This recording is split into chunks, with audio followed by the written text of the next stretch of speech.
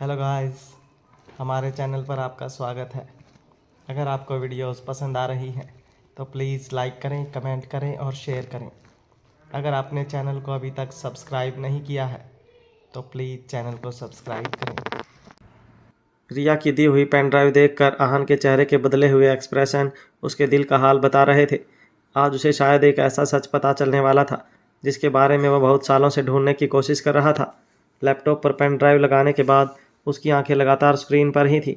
Screen पर एक video चल रहा था। रायजादा मैंसन बहुत सुंदर और बड़ा था।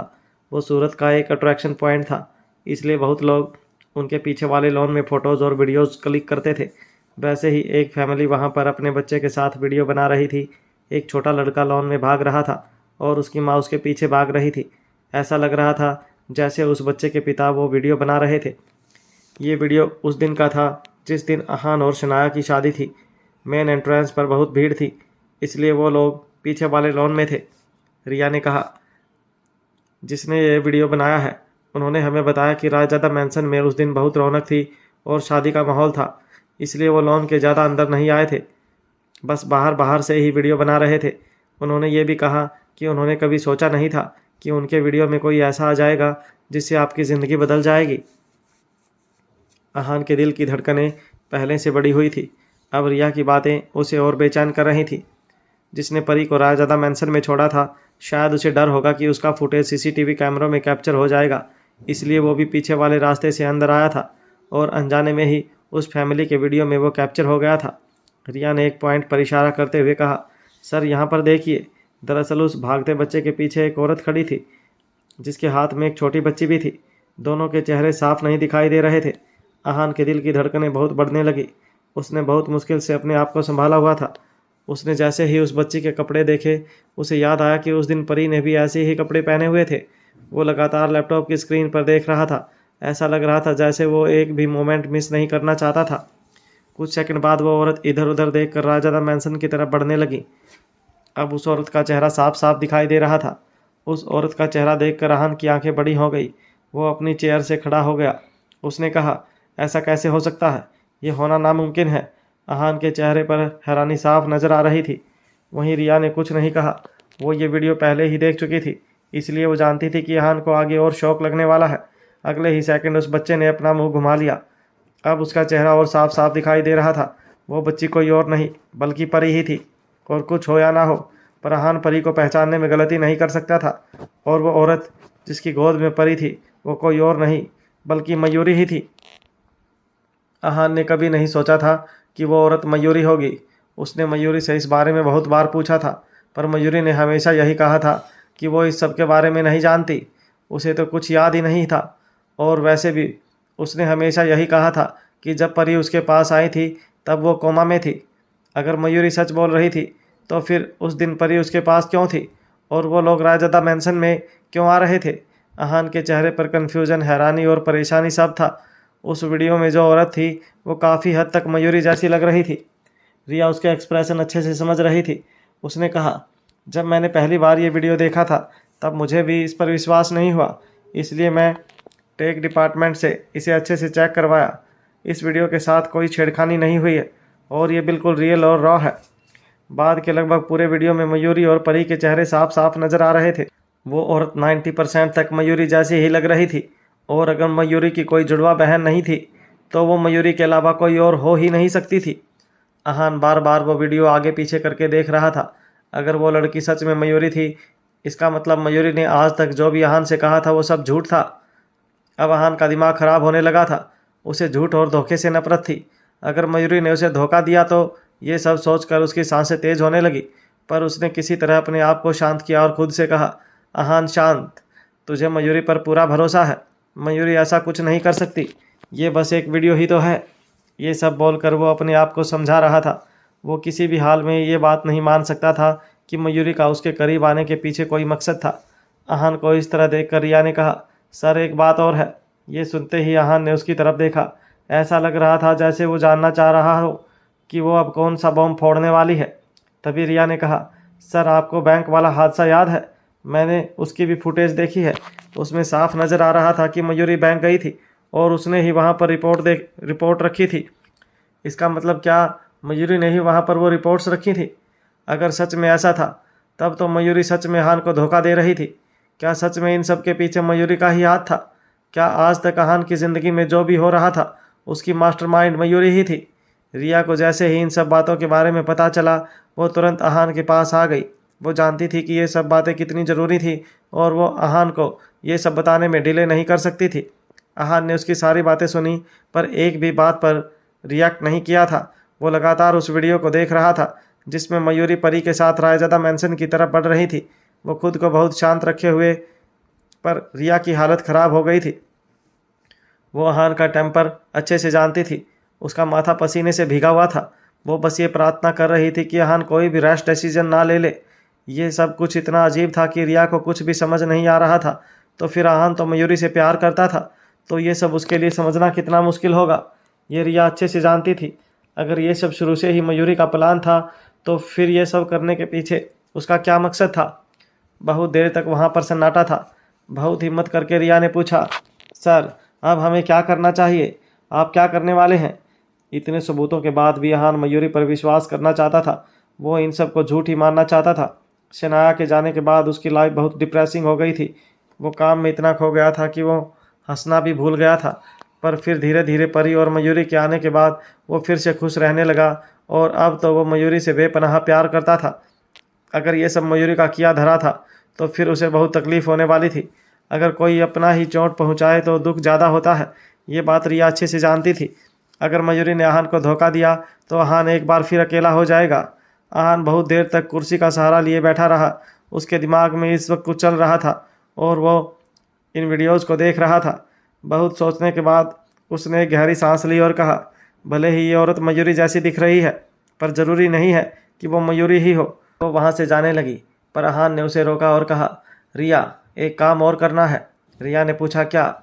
आहान ने कहा, तुम्हें सुमन को मेरे पास लाना है। सुमन वही औरत थी जिसे नियति परी की माँ बनाकर आहान के सामने लाई थी। सुमन का चेहरा मयूरी जैसा था और थोड़े बहुत मेकअप से उसे बिल्कुल मयूरी जैसा दिखाया जा सकता था। आहान इस बात पर भरोसा करने के लिए बिल्कुल तैयार नहीं था कि ये सब मयूरी ने किया था। वो ये गलत साबित करने के लिए हर मुमकिन कोशिश करना चाहता था। रिया भी ये बात अच्छे से समझती थी, इसलिए उसने कहा, ठीक है। इसके बाद वो वहाँ से चली गई। आहान कुछ देर तक वहीं बैठा रहा और फिर वो भी अपने रूम में चला गया। उसने सोचा कि मयूरी अब तक तो उसके रूम में चली गई होगी, पर अब उसने अपने रूम का दरवाज़ा खोला तब मयूरी वहीं बेड पर सोई हुई थी। आहान उसके पास आया और उसके सिर पर हाथ फेरने लगा। मयूरी ने उठकर कहा, आप आ गए आहान? हाँ, आज तुम भागी नहीं, वरना तो तुम हमेशा मुझसे दूर रहने के लिए तैयार रहती हो। ये सुनकर मयूरी ने कहा, मैं गई थी पर मुझे आपके बिना नींद नहीं आती, इसलिए मैं वापस आ गई। अच्छा ऐसी बात है? ये बोलकर वो उसे किस करने के लिए आगे बढ़ रहा था पर तभी मयूरी ने कहा, रुकिए आहान। इतने में ही मयूरी के पीछे से किसी का सिर बाहर आया। ये परी थी। उसे वहाँ देख आहान मयूरी को देखने लगा। तब मयूरी ने कहा, वो मैं जब परी के पास गई तब उसकी आँख खुल गई थी, इसलिए मैं इसे अपने साथ ले आई। ओह। इसके बाद वो उन दोनों के गले लगकर सो गया। अगली सुबह जब मयूरी उठी तब वहाँ पर ना आहान था और ना ही परी। अब तक तो सिर्फ 7 ही बजे थे। फिर वो दोनों कहाँ चले गए थे? ये सोचते हुए मयूरी जब नीचे जा रही थी तभी उसे सामने परी और आहान बात करते हुए नजर आए। वो दोनों एक दूसरे से ये डिस्कस कर रहे थे कि मयूरी को कौन आकर उठाएगा। फाइनली उसने देखा कि आहान ही उसे उठाने के लिए आ रहा था। परी किसी भी तरह अपनी बात मनवा लेती थी। जब आहान ने मयूरी को देखा तो उसने कहा, तुम उठ गई? मैं तुम्हारे पास ही आ रहा था। जल्दी से रेडी हो जाओ और नाश्ता कर लो।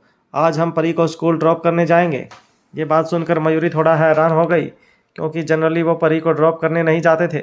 हाँ, कभी कभी चले जाते थे पर ऑफिस की वजह से ड्रॉप कभी भी नहीं करते थे। पर आज आहान उसे ड्रॉप करने की बात कर रहा था। मयूरी ने पूछा, आज आप ठीक है ना? हाँ, सब ठीक है। उसका यह जवाब सुन मयूरी ने उसके बारे में ज़्यादा नहीं सोचा और नाश्ते की टेबल पर आकर बैठ गई। तीनों ने साथ में नाश्ता किया।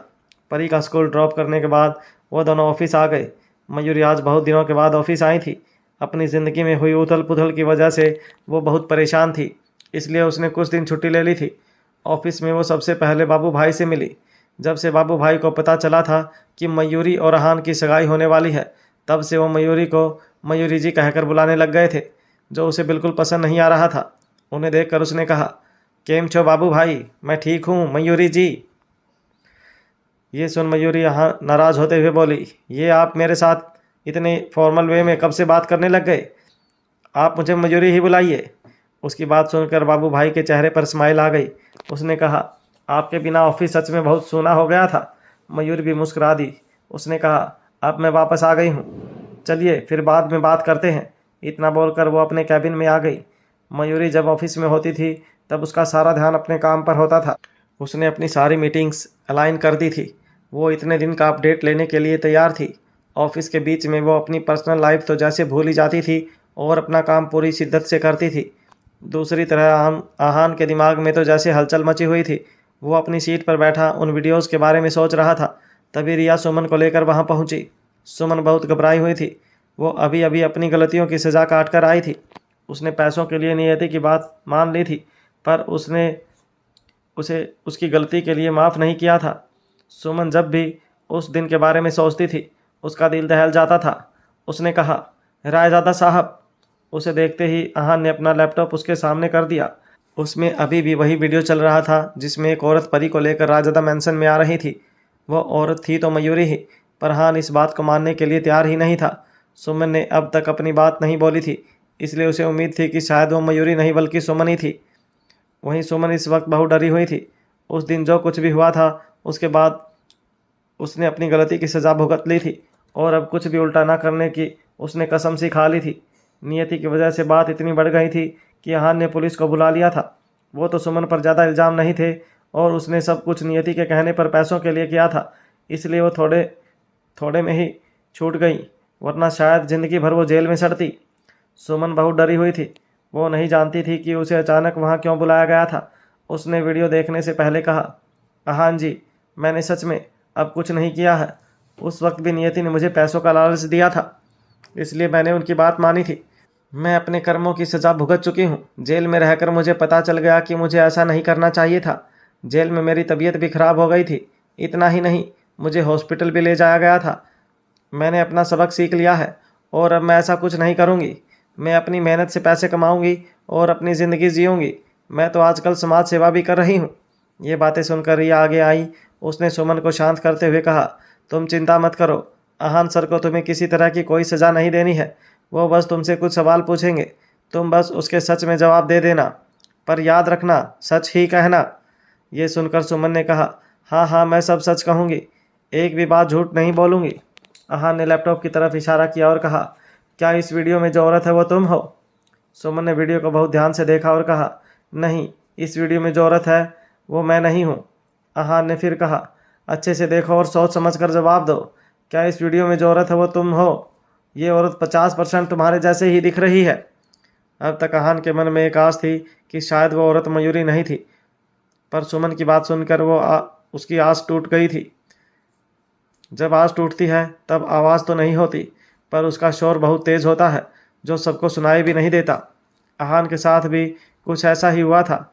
वो इस बात पर भरोसा नहीं करना चाहता था कि वो औरत मयूरी थी, इसलिए वो किसी तरह से इस बात को साबित करना चाहता था। उसका दिल कुछ और कह रहा था और दिमाग किसी और बात पर अड़ा हुआ था।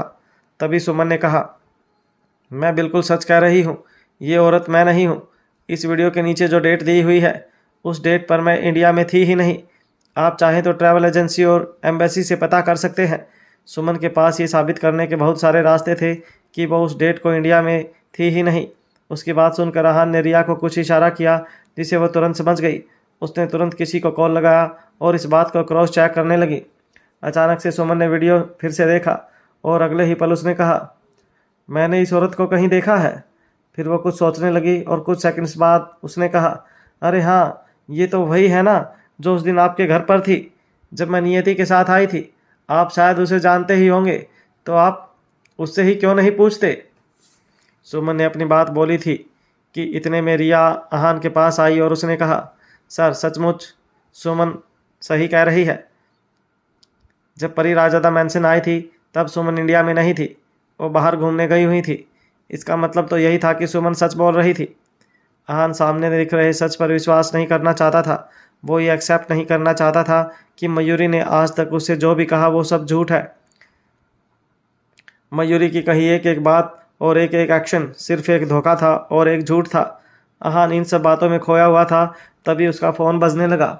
उसकी हालत देखकर रिया समझ गई कि वो बात करने की हालत में नहीं है, इसलिए उसने खुद ही कॉल उठा लिया।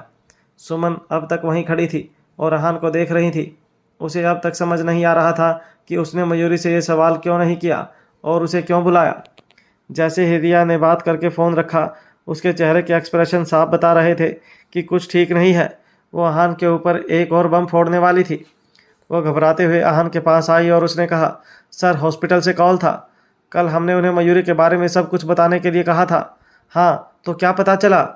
अहान के ये कहते ही रिया ने कहा, हॉस्पिटल से पता चला है कि मयूरी एक्सीडेंट के बाद हॉस्पिटल में एडमिट तो हुई थी, पर कभी कोमा में नहीं गई थी। वो लगभग 1 महीना हॉस्पिटल में रही थी और फिर ठीक होने के बाद उसे डिस्चार्ज कर दिया गया था। कोमा वाली बात शायद झूठ है। ये बात सुनकर तो अहान के जैसे सांस ही आना बंद हो गया था। उसे कुछ समझ नहीं आ रहा था।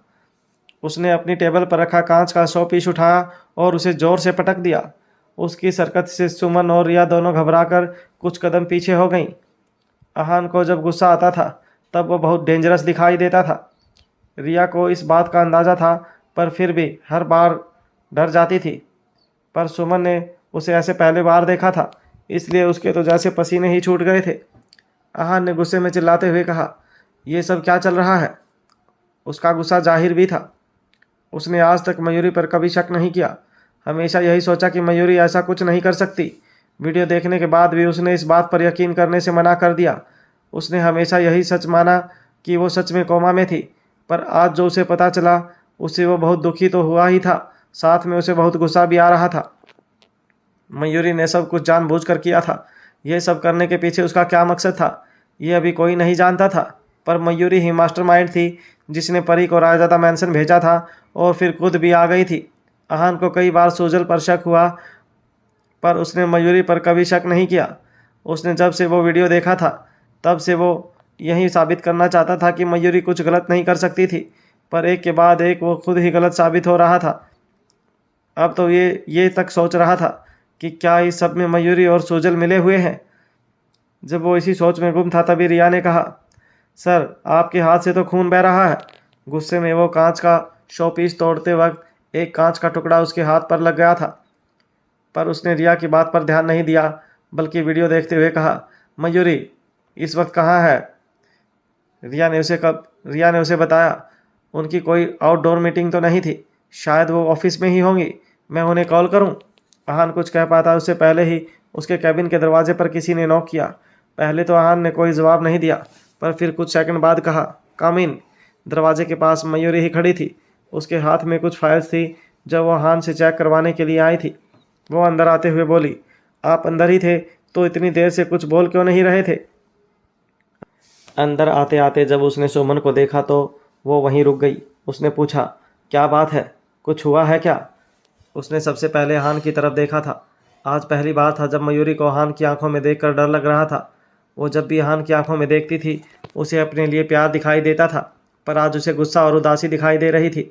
फिर उसकी नज़र अहान के हाथ पर पड़ी और वो अपना सारा डर भूल गई। ये आपके हाथ पर क्या हुआ? आपको चोट कैसे लगी? अहान ने कोई जवाब नहीं दिया। मयूरी ने रिया की तरफ देखा और कहा, रिया जल्दी से फर्स्ट एड बॉक्स ला कर दो मुझे। रिया तुरंत बॉक्स ले आई।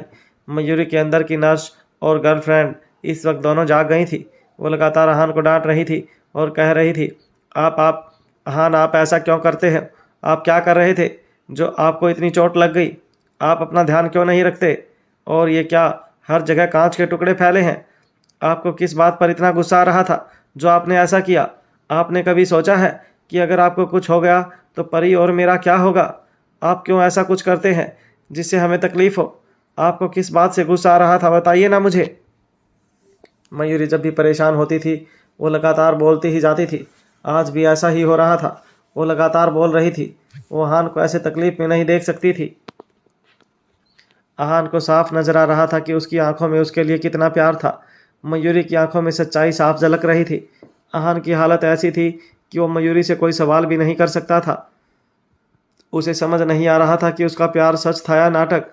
उसने आज तक इतना कुछ देख लिया था, सुन लिया था, कि उसे मयूरी की असलियत समझ ही नहीं आ रही थी। वहीं मयूरी ने फर्स्ट एड करने के बाद कहा, अब बताइए भी क्या हुआ? आपको किस बात पर इतना गुस्सा आ रहा था कि आपने ऑफिस में तोड़ फोड़ मचा रखी है? आहान ने कोई जवाब नहीं दिया, बस उसकी तरफ देखता रहा। ये देखकर मयूरी ने उसे गले लगा लिया और कहा, आहान, चाहे कुछ भी हो जाए, मैं हमेशा आपके साथ रहूंगी। मैं कभी भी आपका साथ नहीं छोड़ूंगी। आहान ने पलट कर उसे गले नहीं लगाया। उसके दिमाग में तो इस वक्त ये चल रहा था कि वो सच बोल रही थी या फिर झूठ। क्या सच में उसकी याददाश्त कभी गई भी थी या बस वो एक नाटक कर रही थी? वो उसे प्यार करता था, इसलिए उसने उसे अपने से दूर नहीं किया। दोनों कुछ देर तक वैसे ही रहे। उन्हें देखकर रिया और सुमन भी कुछ नहीं बोल पा रहे थे। जब मयूरी को ऐसा लगा कि हान शांत हो गया है, तब वो खुद ही उससे दूर हो गई। पर उससे अलग होते हुए गलती से उसका हाथ लैपटॉप पर लग गया और वो वीडियो चालू हो गया। दोनों वीडियो लगातार थे, इसलिए एक के बाद दूसरा वीडियो भी चालू हो गया। वो दोनों वीडियो देखकर तो जैसे मयूरी के पैरों तले ज़मीन ही खिसक गई थी। उसे विश्वास नहीं हो रहा था कि उस वीडियो में वो खुद नज़र आ रही थी। उसे समझ नहीं आ रहा था कि वो क्या बोले और कैसे रिएक्ट करे। उसने सच में सोचा, क्या आहान इस वीडियो की वजह से गुस्से में है? कोई कुछ बोल पाता उससे पहले सुमन ने कहा, आहान जी, इस वीडियो में जो लड़की है वो यही तो है ना? देखिए, दोनों एक ही तो हैं। अब तो आपको भरोसा हो गया ना कि इस वीडियो में मैं नहीं बल्कि ये मैडम है। मेरा इस मामले से कोई लेना देना नहीं है। सुमन इतना डरी हुई थी कि वो बस अब यहाँ से भाग जाना चाहती थी। आहान ने उसकी बात का जब कोई जवाब नहीं दिया तो उसने कहा, आपने सारी जांच पड़ताल तो पहले ही करवा ली है ना? ये जब का वीडियो है, तब तो मैं इंडिया में थी ही नहीं, और हॉस्पिटल वालों ने भी तो यही कहा है ना कि ये मैडम कभी कोमा में नहीं थी। फिर आप इस मैडम से सवाल क्यों नहीं कर रहे हैं? सुमन की ये बात सुन मयूरी आहान और रिया को अजीब तरीके से देखने लगी। फिर उसने सुमन की तरफ देखकर पूछा, आपने अभी अभी क्या कहा? सुमन ने फिर कहा, मैंने तो इनके मुंह से ही सुना था कि आप कभी कोमा में नहीं थी। ये सुनकर ही तो आहान जी को गुस्सा आया था और उन्होंने कांच का शोपीस तोड़ दिया था। और इस वीडियो में जो लड़की है वो आप ही तो हो। उसके ये बोलते ही रिया आगे आई और उसने कहा, मयूरी, हमने हॉस्पिटल से पता किया, तुम कभी कोमा में नहीं थी। तुम्हें लगभग 1 महीने में डिस्चार्ज कर दिया गया था। और ये दोनों वीडियोस, पहला वीडियो रायजादा मैंसन के पीछे वाले लॉन का है। ये वीडियो उस दिन का है जब आहान सर और शनाया मैम की शादी थी और परी आहान सर की लाइफ में आई थी। और दूसरा वीडियो बैंक का है जब तुम लॉकर खुलवाने गई थी। मयूरी ने हैरान होते हुए कहा, मैं परी को वहाँ लेकर आई थी? ये बात उसे बिल्कुल याद नहीं थी।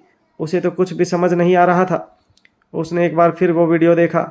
वीडियो में तो सच में वो ही थी। मयूरी इस बात से खुद बहुत हैरान हो गई थी, पर वो समझ गई थी कि हान उस पर भरोसा करता है, इसलिए उसने पहले सुमन से पूछताछ की और उसे कोई सवाल तक नहीं किया। पर उसे समझ नहीं आया कि ऐसा कैसे हो सकता है। वो बहुत हिम्मत करके हान के पास गई और कहा, हान, मुझे सच में कुछ भी याद नहीं है, ना रायजादा मैंसन आने के बारे में और ना ही बैंक लॉकर के बारे में। Please trust me. तभी आहान ने अपने उस हाथ की तरफ देखा जो अभी भी मयूरी ने पकड़ा हुआ था और फिर कहा, तो क्या तुमने मुझे अपने कोमा में होने वाली बात भी झूठ कही थी? आहान सच में उस पर यकीन करना चाहता था। शनाया के बाद वो पहली लड़की थी जिसे उसने दिल से प्यार किया था। वो उसे अच्छे से जानता था। मयूरी उसके लिए कभी कुछ साजिश नहीं कर सकती थी, पर क्योंकि अब सभी सबूत उसके खिलाफ थे और यही बता रहे थे कि मयूरी उसे झूठ बोल रही थी, तो इस वक्त वो उस पर कैसे यकीन करता? वही मयूरी अब बिल्कुल चुपचाप खड़ी थी। उसे अपने पास्ट के बारे में सिर्फ इतना पता था कि वो बहुत लंबे टाइम तक कोमा में थी, पर अचानक ये बात गलत कैसे हो गई? उसे सच में वीडियो में दिखाई कोई भी बात याद नहीं थी। उसे सिर्फ इतना पता था कि सुजल ने उसकी जान बचाई थी और वो कोमा में चली गई थी। उसने अपना बच्चा भी कहीं से खो दिया था। मयूरी कुछ कदम पीछे हट गई। उसने अपना सर पकड़ लिया। वो फिर पूरी तरह से टूट चुकी थी, क्योंकि जैसी सिचुएशन बन रही थी उसमें तो वो भी आहान से ये उम्मीद नहीं कर सकती थी कि वो उसका साथ दे। तभी अचानक उसे कुछ याद आया और उसने कहा, सुजल, मुझे याद है, सुजल ही हमेशा से मेरा इलाज कर रही थी। वो इस बात को प्रूव कर सकती है कि इस वीडियो में जो लड़की है वो मैं नहीं हूँ। इतना कहकर उसने तुरंत अपना फ़ोन निकाला और सुजल को कॉल करने लगी। सुजल आज ही वापस इंडिया आने वाली थी, पर जैसे ही सुजल ने कॉल उठाया मयूरी बोली, सुजल, पर अचानक फ़ोन कट हो गया। मयूरी हैरान होकर दोबारा सुजल को कॉल करने लगी, पर इस बार उसका फ़ोन स्विच ऑफ आ रहा था। मयूरी हैरानी से आहान की ओर देखने लगी। तभी उसे कुछ याद आया और उसने अपने फ़ोन पर सुजल का कल रात आया मैसेज देखा। मैसेज के अकॉर्डिंग ये सुजल की फ़्लाइट के टेक ऑफ का टाइम था। मयूरी ने अहान की तरफ देखकर घबराते हुए कहा, सुजल का प्लेन शायद टेक ऑफ कर चुका है, इसलिए उसका फ़ोन नहीं लग रहा। एक बार वो वापस आ जाए फिर सब कुछ क्लियर हो जाएगा। वहीं वो खुद अपने मन में यही सोच रही थी कि पता नहीं अहान उस पर यकीन करेगा भी या नहीं। वो अपने मन में बोली, क्या अहान ने सच में मुझे गुनहगार मान लिया है? वो चुपचाप किसी बच्चे की तरह उसकी तरफ देख रही थी, पर जब उसने अहान को अब भी चुप खड़े देखा तो वो निराश हो गई। उसने अपनी आंखें नीचे झुका ली और मन में कहा, हाँ, इसमें गलत भी क्या है? अगर मैं भी इनकी जगह होती तो बिल्कुल ऐसा ही करती, पर इतना सब कुछ इत्तेफाक कैसे हो सकता है? एक्सीडेंट से पहले किसी ने मेरी फ़ोटो शनाया ज्वेलर्स के बाहर ली और फिर 8 महीने पहले ही मैं ही परी की नस बनकर राजादा मैंसन चली गई। अब तो मुझे खुद पर यकीन नहीं हो रहा, तो अहान तो मुझ पर कैसे ही यकीन करेंगे? वो इस वक्त किसी भी तरह अपनी बेगुनाही का सबूत अहान के सामने रखना चाहती थी। उसे जब लगा कि अहान भी उस पर शक कर रहा है तो वह बहुत दुखी हो गई और वहाँ से जाने लगी, पर तभी अहान उसके सामने आकर खड़ा हो गया। मयूरी उसकी आंखों में देखने लगी जैसे वो उसकी आंखें पढ़ने की कोशिश कर रही हो। अहान की आंखों में अभी भी उसके लिए ना तो कोई शक था और ना ही नफरत। उसने उसके सिर पर हाथ फेरा और उसे कसकर गले लगा लिया। उसे मन ही मन इस बात का डर था कि कहीं मयूरी उससे दूर ना हो जाए। फिर उसने मयूरी से कहा, ठीक है, मैं सुजल के वापस आने तक का वेट करूँगा। अहान ने जब मयूरी को वीडियो और बैंक लॉकर वाली बात कही तब भी मयूरी ने खुद पर लगे उन इल्ज़ाम को सही नहीं माना था। ये बात किसी को नहीं पता थी, पर अहान भी इस बात से मन ही मन बहुत खुश था कि मयूरी उन ब्लेम्स को सच नहीं मान रही है। वो इसे इतना प्यार करता था कि वो उस पर लगे सभी इल्ज़ामों को जल्द से जल्द गलत साबित करना चाहता था। और अगर एक बार ये बात प्रूव हो जाती कि वीडियो में दिख रही लड़की मयूरी नहीं है तो वो उसकी हर बात पर यकीन करने को तैयार था। मयूरी उसे कुछ बोलना चाहती थी, अहान आप, पर अहान ने उसे बीच में ही रोकते हुए कहा, मुझे भूख लगी है, चलो खाना खाने चलते हैं। तभी मयूरी ने उसकी तरफ देखते हुए कहा, पर मैं आपसे यहाँ कुछ डॉक्यूमेंट्स पर साइन करवाने आई थी। उसकी बात सुन अहान ने सभी डॉक्यूमेंट्स पर साइन कर दिए। क्योंकि रिया वहाँ से जा चुकी थी, इसलिए जब अहान ने बाबू भाई को वहाँ से जाते हुए देखा तो उसने उन्हें बुलाया और कहा, बाबू भाई, आप ये फाइल मार्केटिंग डिपार्टमेंट में पहुँचा दीजिए, मुझे मयूरी से कुछ ज़रूरी काम है। बाबू भाई ने स्माइल करते हुए कहा, लाइए, दीजिए अहान भाई, मैं ये फाइल्स अभी वहाँ पहुँचा दूँगा, आप आराम से अपना काम पूरा कर लीजिए। वो फाइल्स लेकर वहाँ से चले गए। बाबू भाई के जाने के बाद अहान ने मयूरी के पास जाकर धीरे से कहा, क्या अब हम खाना खाने चल सकते हैं? इतना कहकर उसने मयूरी का हाथ पकड़ा और शनाया ज्वेलर्स के ऑफिस के बाहर बने उसी रेस्टोरेंट में चले गए जहाँ वो अक्सर जाते थे। वहाँ अहान का प्राइवेट रूम भी था जहाँ उसे कोई परेशान करने वाला नहीं था। मयूरी के लिए अहान का बिहेवियर अभी भी बिल्कुल पहले जैसे ही था, जैसे कुछ हुआ ही ना हो। मयूरी भी इस वक्त खुद को रिलैक्स करना चाहती थी। रेस्टोरेंट में आकर उसने मेनू बुक ओपन की और अहान की तरफ देखते हुए कहा, मैं आपके लिए क्या ऑर्डर करूं अहान? आपको क्या पसंद है? अहान ने तुरंत कहा, तुम। उसकी बात सुनकर मयूरी इसे हैरानी से देखने लगी। तभी अहान ने स्माइल करते हुए अपनी बात पूरी की, तुम मेरे लिए अपनी पसंद से जो भी ऑर्डर करो मैं वही खा लूँगा। वैसे मयूरी, एक बात पूछूं? मयूरी ने हाँ में सर हिलाया तो अहान ने कहा, तुम्हें अभी भी क्या लगा? अपने दिमाग को थोड़ा क्लीन रखा करो, जब देखो मेरे बारे में ऐसा वैसा ही सोचती रहती हो। उसे इतना परेशान देखकर अहान उसे रिलैक्स करना चाहता था। वहीं उसकी बात सुनकर मयूरी ने अपने लिए कुछ डिशेज ऑर्डर की और फिर मेनू बुक को बंद कर अहान की तरफ इशारा करते हुए वेटर से बोली, इनके लिए एक बाउल दही और सिंपल राइस, आज इन्हें मेरी पसंद का खाना ही खाना है। इतना कहकर वो अहान की तरफ स्माइल करने लगी। फिर उसने सामने रखी ग्रीन टी को एक कप में डालकर अहान की तरफ बढ़ा दिया, ये लीजिए, इसे पीने से आप खुद को रिलैक्स कर पाएंगे। उसकी बात सुनकर अहान ने अपनी चोट लगा हुआ हाथ उसे दिखाते हुए कहा, मेरे हाथ में चोट लगी है और इस बैंडेज की जगह से मेरा हाथ भी टाइट हो गया है, इसलिए मैं चाय का कप नहीं उठा सकता, इसलिए तुम ही मुझे पिला दो। मयूरी ने अहान के हाथ पर कुछ ज़्यादा ही बैंडेज कर दी थी, इसलिए उसे कप उठाने में भी प्रॉब्लम हो रही थी। उसने कहा, लाइए मैं आपकी बैंडेज थोड़ी कम कर देती हूँ, इससे आपका हाथ भी थोड़ा लूज़ हो जाएगा और आप कप ईजिली उठा पाएंगे। फिर उसने बैंडेज कम कर दी। मयूरी अच्छे से समझ गई थी कि अहान ये सब कुछ जानबूझकर कर रहा है। वो उसके हाथ से चाय पीने के लिए ये सब ड्रामा कर रहा है। अपनी बात कहकर वो अहान की तरफ देखकर स्माइल करने लगी। उसकी स्माइल इतनी प्यारी थी कि लगता ही नहीं था कि वो कभी किसी इंसान के साथ बुरा करने का सोच भी सकती थी। अहान बस उसकी प्यारी सी स्माइल को ही देख रहा था। वीडियो में जो लड़की दिख रही थी उस लड़की में और मयूरी में ज़मीन आसमान का अंतर था। वो अपने मन में बस यही कह रहा था, मयूरी वो वीडियो वाली लड़की नहीं है, शायद उस वीडियो में जो लड़की है वो कोई और है। भले ही वो लड़की मयूरी जैसी दिखती हो, पर मेरी मयूरी मेरी फीलिंग्स के साथ कभी नहीं खेल सकती। वो मुझसे बहुत प्यार करती है। अहान का दिल और दिमाग अभी भी आपस में लड़ रहे थे, पर अहान खुद को समझाने की कोशिश कर रहा था। तभी वेटर उनका ऑर्डर ले आया। अहान ने मयूरी की तरफ देखते हुए कहा, मयूरी मुझे खाना खिलाओ। मयूरी ने अपने मुंह में पनीर टिक्के का एक पीस रखते हुए कहा, पर अब मुझे आपको खिलाने की क्या ज़रूरत है? मैंने आपके हाथ की बैंडेज भी लूज़ कर दी है, आप आराम से खा सकते हैं। उसकी बात सुन अहान ने गुस्से में उसकी ओर देखते हुए कहा, मेरे हाथ में अभी भी दर्द है। तभी मयूरी को उसके हाथ से टपकते हुए खून का ख्याल आया जो उसके कैबिन में देखा था। वो तुरंत उसके पास जाकर बैठ गई और बहुत प्यार से उसे दही चावल खिलाने लगी। फिर उसने सामने रखे खाने की तरफ इशारा करते हुए कहा, क्या आपको कुछ और भी खाना है? अहान ने स्माइल करते हुए कहा, पनीर टिक्का। ये सुनकर मयूरी ने एक फोक लिया और उसे पास्ता खिलाने लगी। खुद मस्ती से पनीर टिक्का खाने लगी। अहान को लगा कि शायद मयूरी ने उसकी बात ठीक से नहीं सुनी, इसलिए उसने वापस से कहा, पनीर टिक्का खिलाओ। पर मयूरी ने फिर से पहले जैसे ही किया। अहान को सब समझ आ गया था कि वो ये सब जानबूझकर कर रही है। उसने गुस्से में मयूरी की तरफ देखा और कहा, मयूरी मैंने कहा मुझे पनीर टिक्का खिलाओ, पास्ता नहीं। हाँ मैंने सुना आपने क्या कहा था, पर मुझे आपको पास्ता ही खिलाना है। और आपने ही तो कहा था कि आपको आज मेरी पसंद का खाना खाना है, इसलिए अब मेरी ही मर्जी चलेगी। उसकी ये नौटंकी देख अहान ने कहा, जब तुम्हें अपनी मर्जी ही चलानी थी तो तुमने मुझसे पूछा ही क्यों? इस पर मयूरी ने फिर कहा, मेरी मर्जी? वैसे भी पूछने में क्या जाता है, आप उस बात को ज़्यादा दिल पर मत लीजिए। और वैसे भी पनीर टिक्के में फ्राई किए हुए पनीर होते हैं, ये आपकी सेहत के लिए अच्छे नहीं हैं। फिर वो अहान की आंखों में देखते हुए बोली, मैं जो भी करती हूँ आपके भले के लिए करती हूँ, समझाई छे के रिपीट करूँ?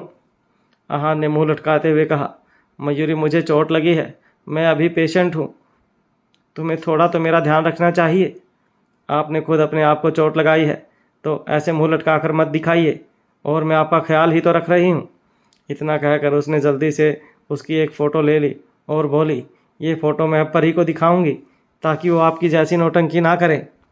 खाना खाने के बाद वो लोग जब जाने लगे तो अहान ने मयूरी का हाथ कसकर पकड़ लिया।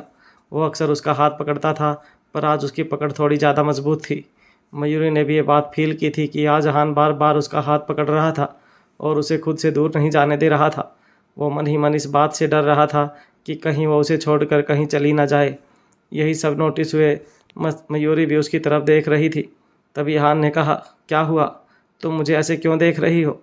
उसकी बात सुनकर मयूरी ने मजाक करते हुए कहा, वो आप बहुत हैंडसम है ना, बस इसीलिए आपको घूर रही थी। उसकी बात सुन अहान ने स्माइल करते हुए प्यार से उसके सिर पर थपथपाया। इतनी टेंशन और अजीब सिचुएशन में भी वो दोनों एक दूसरे को खुश करने की कोशिश कर रहे थे। कुछ ही देर में वो दोनों शनाया ज्वेलर्स की बिल्डिंग में भी आ गए। मयूरी धीरे से अपना हाथ छुड़ाते हुए बोली, अहान मुझे जाने दीजिए, किसी ने अगर हम दोनों को यहाँ साथ में देख लिया तो वो बहुत बातें बनाएंगे। शनाया ज्वेलर्स में अभी भी ज़्यादा लोगों को उनके रिश्ते के बारे में नहीं पता था। मेहता फैमिली के साथ जो कुछ भी हुआ उस वक्त भी रिपोर्टर्स अहान के साथ मयूरी की फ़ोटो नहीं ले पाए थे। सबको सिर्फ इतना पता था कि अहान रायजादा की फियोंसे का नाम रोशनी है। उसकी बात सुनकर अहान ने नाराज़ होते हुए कहा, क्या मैं इतना बुरा दिखता हूँ? यह सुनकर मयूरी उसे कुछ कहने ही वाली थी कि तभी वर्धन ने कॉल करके अहान से कहा, सर जिस फ्लाइट में सूजल आ रही थी उसका एक्सीडेंट हो गया है। ये सुनकर मयूरी और अहान दोनों दंग रह गए। अहान मयूरी का हाथ पकड़कर उसे अपने कैबिन में ले आया। उसने रिया से कहा, तुमने पता लगाया कि वो इन्फॉर्मेशन सही थी या गलत? अभी उस गेट की सीसीटीवी फुटेज चेक करवाओ जहां सुजल प्लेन में बोर्डिंग के लिए गई थी।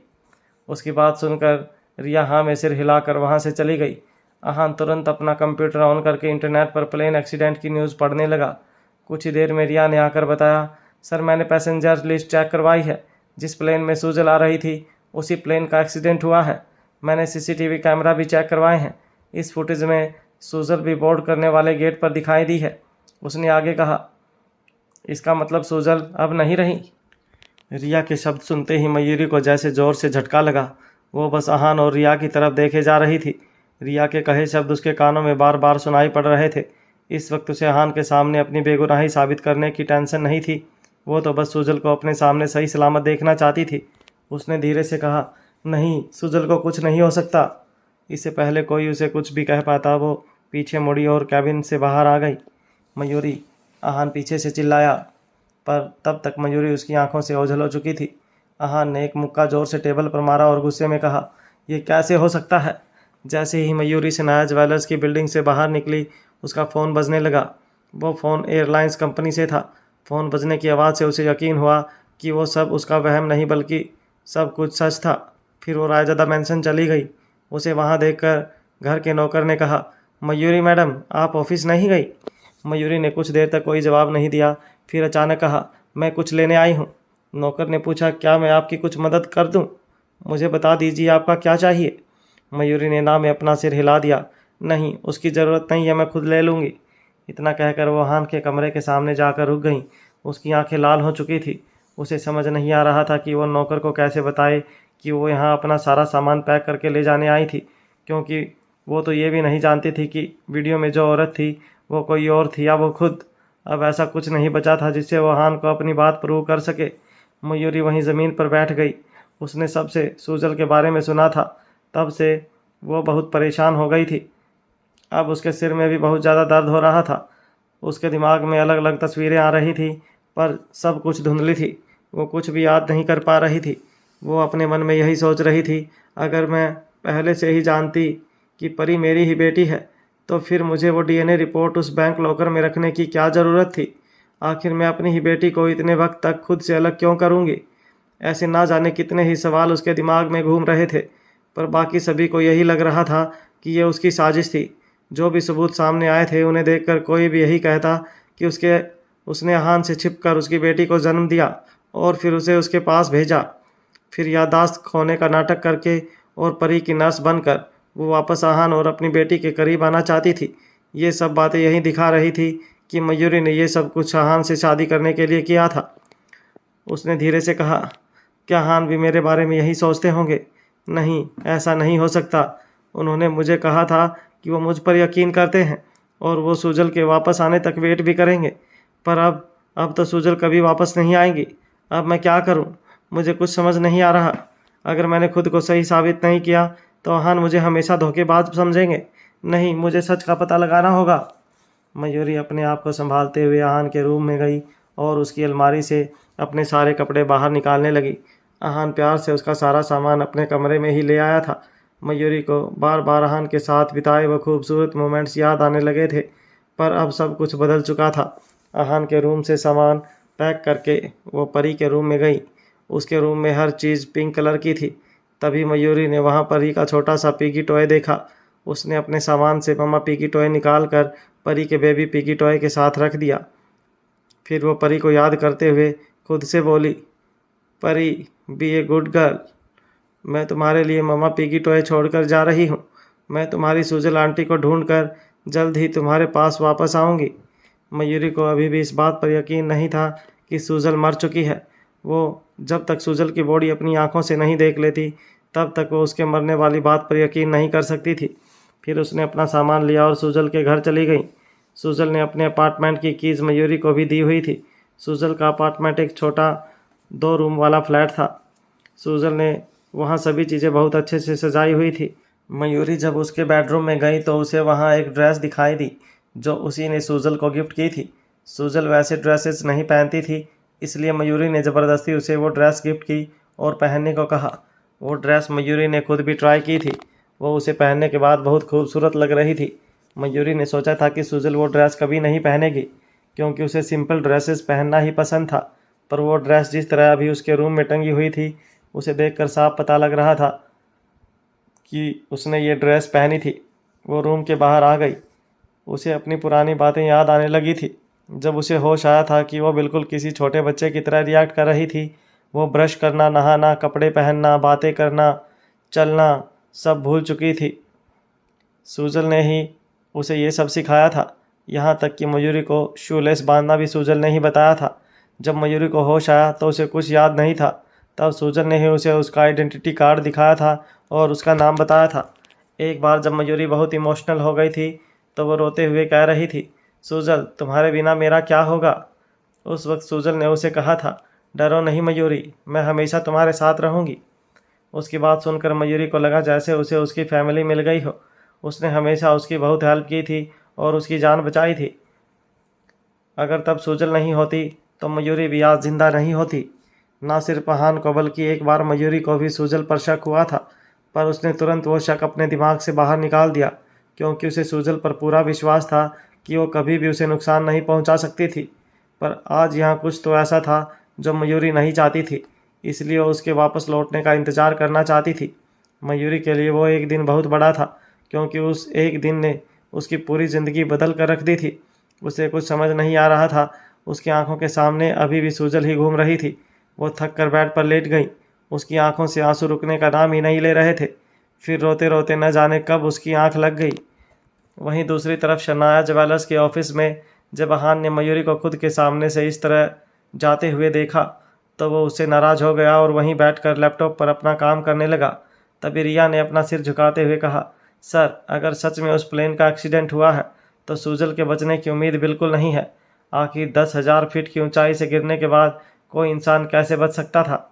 अहान तो सच जानने के लिए सुजल का वेट कर रहा था, पर उसने कभी नहीं सोचा था कि ये सब हो जाएगा। इस वक्त तो उसकी असिस्टेंट रिया को भी समझ नहीं आ रहा था कि वो क्या और किस चीज़ की इन्वेस्टिगेशन करे। तभी रिया आगे बढ़ी और वो अहान का लैपटॉप स्क्रीन की तरफ देखने लगी, जहां अहान काफ़ी देर से देख रहा था। अहान बार बार उस वीडियो को देख रहा था जिसमें सुजल टिकट्स चेक करवाने के बाद प्लेन में चढ़ने के लिए गई थी। रिया की बात सुनकर भी अहान ने काफ़ी देर तक कुछ भी कहा नहीं था। ये देख वो थोड़ी कंफ्यूज हो गई। उसने अहान से कहा, सर, क्या आपको लगता है कि सुजल प्लेन में गई ही नहीं? पर मुझे तो वो सीसीटीवी फुटेज में दिखाई दे रही है। अहान ने रिया की बात सुनकर कहा, क्या तुम्हें नहीं लगता कि सुजल किसी और की तरह दिखती है? इतना कहकर उसने सुजल के टिकट चेकिंग की फुटेज और बैंक की फुटेज को एक साथ चलाया। ये देख रिया ने तुरंत कहा, सर, सुजल और मयूरी दिखने में कुछ कुछ एक जैसे लगते हैं। अगर उनका चेहरा ना देखा जाए तो ऐसा लगता है जैसे ये दोनों फोटोज एक ही इंसान की हैं। पर जैसे ही उसने अहान की तरफ देखा वो चुप हो गई। कुछ सेकंड सोचने के बाद वो फिर बोली, बॉस, क्या आपको डाउट है कि सुजल ने ही फुटेज के साथ छेड़छाड़ करके मिस मयूरी की फ़ोटो उसमें डाली है? पर ऐसा कैसे हो सकता है? सुजल और मिस मयूरी की बॉडी शेप एक जैसे हो सकते हैं, पर उन दोनों के चेहरे बिल्कुल अलग हैं। रिया एक बार फिर कंफ्यूज हो गई। अगले ही सेकंड अहान ने अपना कोट उठाया और रिया की तरफ देखते हुए कहा, किसी को एयरलाइंस कंपनी पर नज़र रखने को भेजो और अगर कुछ भी पता लगता है तो तुरंत मुझे बताओ। इतना कहकर वो वहाँ से चला गया। जब वो रायज़दा मैंसन पहुँचा तो नौकर अभी अभी परी को स्कूल से लाया था। परी झांक कर अहान के पीछे मयूरी को देखने की कोशिश कर रही थी, पर जब उसे वहाँ मयूरी नहीं दिखी तो वो उदास हो गई। वो धीरे से अहान के पास जाकर बोली, डैडी, गोदी में लो ना मुझे। अहान ने उसे तुरंत अपनी गोद में ले लिया। फिर परी ने अपनी मीठी सी आवाज़ में कहा, डैडी, आपका ऑफिस का काम तो पूरा हो गया, फिर मम्मा अभी तक ऑफिस में काम क्यों कर रही हैं? मम्मा के बॉस ज़रूर उन्हें बहुत तंग करते होंगे। पर उस प्यारी सी परी को क्या पता था कि उसके डैडी ही उसकी मम्मा के बॉस हैं। परी की बात सुनकर अहान ने तुरंत नौकर की तरफ देखते हुए कहा, क्या मयूरी अभी तक घर नहीं आई? वो तो बहुत देर पहले ही ऑफिस से निकल गई थी। अगर वो घर नहीं आई तो कहाँ चली गई? नौकर बोला, वो घर आई तो थी, पर वो ऊपर रूम में चली गई थी। फिर मैं परी को लेने स्कूल चला गया। उसकी बात सुन अहान परी को अपनी गोद में लिए ऊपर चला गया। बेडरूम का दरवाज़ा ठीक से बंद नहीं था और उसे देखकर ऐसा लग रहा था जैसे उसमें कोई था। परी जल्दी से अहान की गोद से उतरकर भागते हुए अंदर चली गई और आवाज़ लगाने लगी, मम्मा। पर रूम में कोई नहीं था। अहान भी उसके पीछे पीछे अंदर आ गया, पर खाली कमरे को देखकर वह नौकर की तरफ देखने लगा। उसे अपनी ओर गुस्से भरी नज़रों से देखता हुआ देखकर सर्वेंट ने कहा, मैं जब यहाँ से गया था तो मयूरी मैडम यहीं थी। वो कुछ लेने आई थी। मैंने उनसे हेल्प करने की भी कहा था, पर उन्होंने मना कर दिया। अहान ने उसे कुछ नहीं कहा। उसने रूम में इधर उधर देखा तो उसे ज़मीन पर सूटकेस के पहियों के निशान दिखे। अगले ही पल उसने तुरंत अपनी अलमारी चेक की, पर वहाँ मयूरी के कपड़े नहीं थे। मयूरी को डायरी लिखने की आदत थी। उसने अहान को बताया था कि जब से उसकी याददाश्त गई थी तब से उसे यही डर लगा रहता था कि कहीं वो फिर से सब कुछ ना भूल जाए। इसलिए वो इम्पोर्टेंट बातें अपनी डायरी में नोट करती थी, ताकि आगे अगर फिर से वो कुछ भी भूल जाती है तो वो उसे पढ़कर याद कर सके। जब अहान ने पहली बार वो डायरी देखी थी तो उसने गुस्से में मयूरी से कहा था, क्या मेरी बुराइयां करना तुम्हें इम्पोर्टेंट बात लगती है? इस पर मयूरी ने गुस्से में उसे कहा था, बुराइयां? मैं तो सिर्फ सच लिखती हूँ। आपको कैसे पता कि मैंने अपनी डायरी में क्या लिखा है? इसका मतलब आप छिपकर मेरी डायरी पढ़ते हो? आहान ने जब से उसकी डायरी पढ़ी थी, उसके बाद से मयूरी ने डायरी के लास्ट पेज पर लिखना स्टार्ट कर दिया था, कोई भी मेरी प्रिंसेस की डायरी छिपकर ना पढ़े, नहीं तो मैं गायब हो जाऊंगी। आहान की आंखों के सामने वो सभी पुरानी बातें घूमने लगी। वो अपनी मायूस आंखों से रूम में चारों तरफ देख रहा था। मयूरी अपना सारा सामान ले जा चुकी थी। वो परी के रूम में गया, पर वो वहाँ भी नहीं थी। उसने वहाँ देखा कि मयूरी ने परी के बेबी पिगी के साथ एक मम्मा पिगी टॉय रखा हुआ था। उसे देख आहान को याद आया कि ये वही टॉय था जो उन्हें परी के स्कूल में मिला था, जिसमें से परी ने बेबी पिगी अपने पास रखा था और डैडी पिगी और मम्मा पिगी टॉय आहान और मयूरी को दे दिए थे। वो अपने मन में सोचने लगा, मयूरी अपना सारा सामान क्यों लेकर चली गई? इसका क्या मतलब है? क्या मयूरी का उस वीडियो फुटेज से कुछ लेना देना है, या फिर इन सब के पीछे सूजल है? तभी नौकर ने कहा, साहब क्या मैं किसी को उन्हें ढूंढने के लिए भेजूं? नौकर को ये बात समझ नहीं आ रही थी कि मयूरी बिना किसी झगड़े के वहाँ से क्यों चली गई थी। तभी आहान ने कहा, नहीं, इसकी कोई ज़रूरत नहीं है। अगर वो जाना चाहती है तो उसे जाने दो। इतना कहकर उसने नौकर को परी का ध्यान रखने को कहा और खुद स्टडी रूम में आ गया। उसने रिया को कॉल करके कहा, क्या तुम्हें किसी भी मैनेजमेंट कम्युनिटी से किसी का रेजिग्नेशन मिला है? आहान की बात सुनकर रिया हैरान हो गई। उसके मुंह से सिर्फ एक शब्द निकला, क्या? रिया ने मन में सोचा कि आहान ने तो उसे सुजल के बारे में पता करने के लिए कहा था, तो फिर अब रेजिग्नेशन की बात कहाँ से आ गई? और आहान किसके रेजिग्नेशन की बात कर रहा है? उसने अपना ईमेल और मैसेज चेक किया और फिर कहा, नहीं सर, अब तक तो किसी ने रिज़ाइन नहीं किया है। HR डिपार्टमेंट से मेरे पास कोई मेल नहीं आया है। आहान ने कहा, ओह। इसके बाद रिया ने पूछा, वैसे सर कौन रिज़ाइन कर रहा है? क्या किसी ने आपसे कुछ कहा है? आहान ने उसकी बात का जवाब नहीं दिया और कहा, अगर कोई रेजिग्नेशन आए तो मुझे बताना। इतना कहने के बाद उसने रिया के कुछ भी कहने का इंतज़ार नहीं किया और फ़ोन रख दिया। रिया को उसकी बात बहुत अजीब लग रही थी। उसे समझ नहीं आ रहा था कि आहान कब से अपने एम्प्लॉयज़ के रेजिग्नेशन के बारे में इतना सोचने लगा। उधर मयूरी इस वक्त सुजल के घर में थी। वो उसके बिस्तर पर लेटी हुई थी। रोते रोते उसे कब नींद आ गई उसे पता ही नहीं चला। मयूरी की ज़िंदगी में अभी तक बहुत कुछ चल रहा था। पहले मेहता फैमिली वाला ड्रामा और अब ये वीडियो वाला। मयूरी ने कुछ दिनों से चैन की सांस तक नहीं ली थी। अगली सुबह उसका पेट गुड़गुड़ करने लगा। उसने दोपहर से कुछ नहीं खाया था। जब उसकी आंख खुली तब वो अपने पास आहान को ढूंढने लगी, पर आहान वहाँ पर नहीं था। अचानक से वो उठकर बैठ गई। उसने अपने आसपास देखा और उसे एहसास हुआ कि वो तो रायज़ादा मैंसन में थी ही नहीं।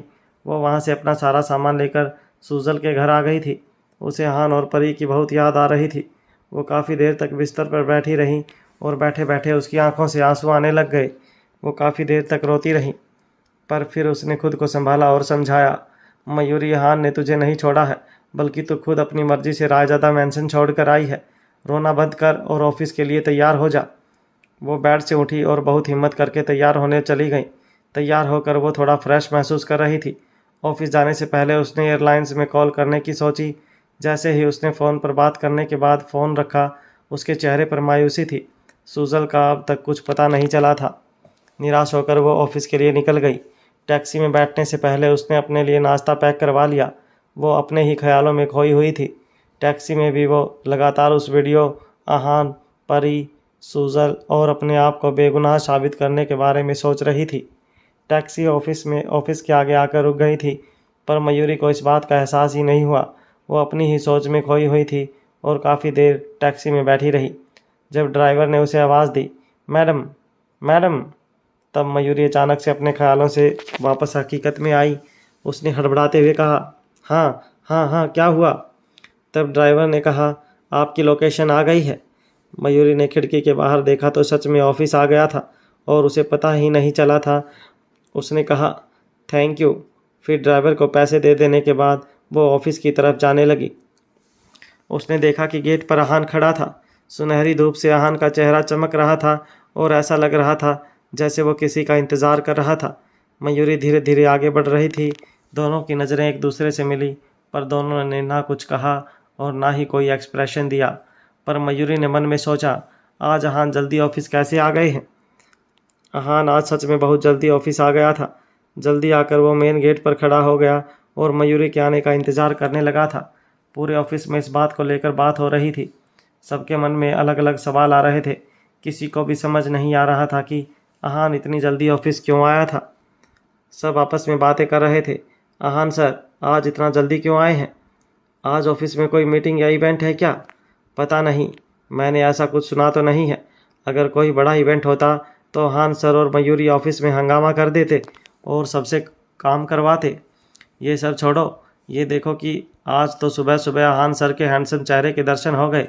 सोचो आज का दिन कितना अच्छा जाएगा। हाँ, ये बात तो है। मैंने तो ऑफिस ही सिर्फ अहान सर को रोज़ देखने के लिए ज्वाइन किया था। हाय, सचमुच कितने हैंडसम हैं ये। तुम सबको सुबह सुबह उनका हैंडसम चेहरा नज़र आ रहा है, पर उनका चेहरा अजीब नहीं लग रहा। ऐसा लग रहा है जैसे वो रात भर ढंग से सोए नहीं हैं। वो सब लोग ऐसी बातें इसलिए कर रहे थे क्योंकि आज से पहले ऐसा कभी नहीं हुआ था कि हान ऑफिस जल्दी आकर मेन गेट पर खड़ा हो।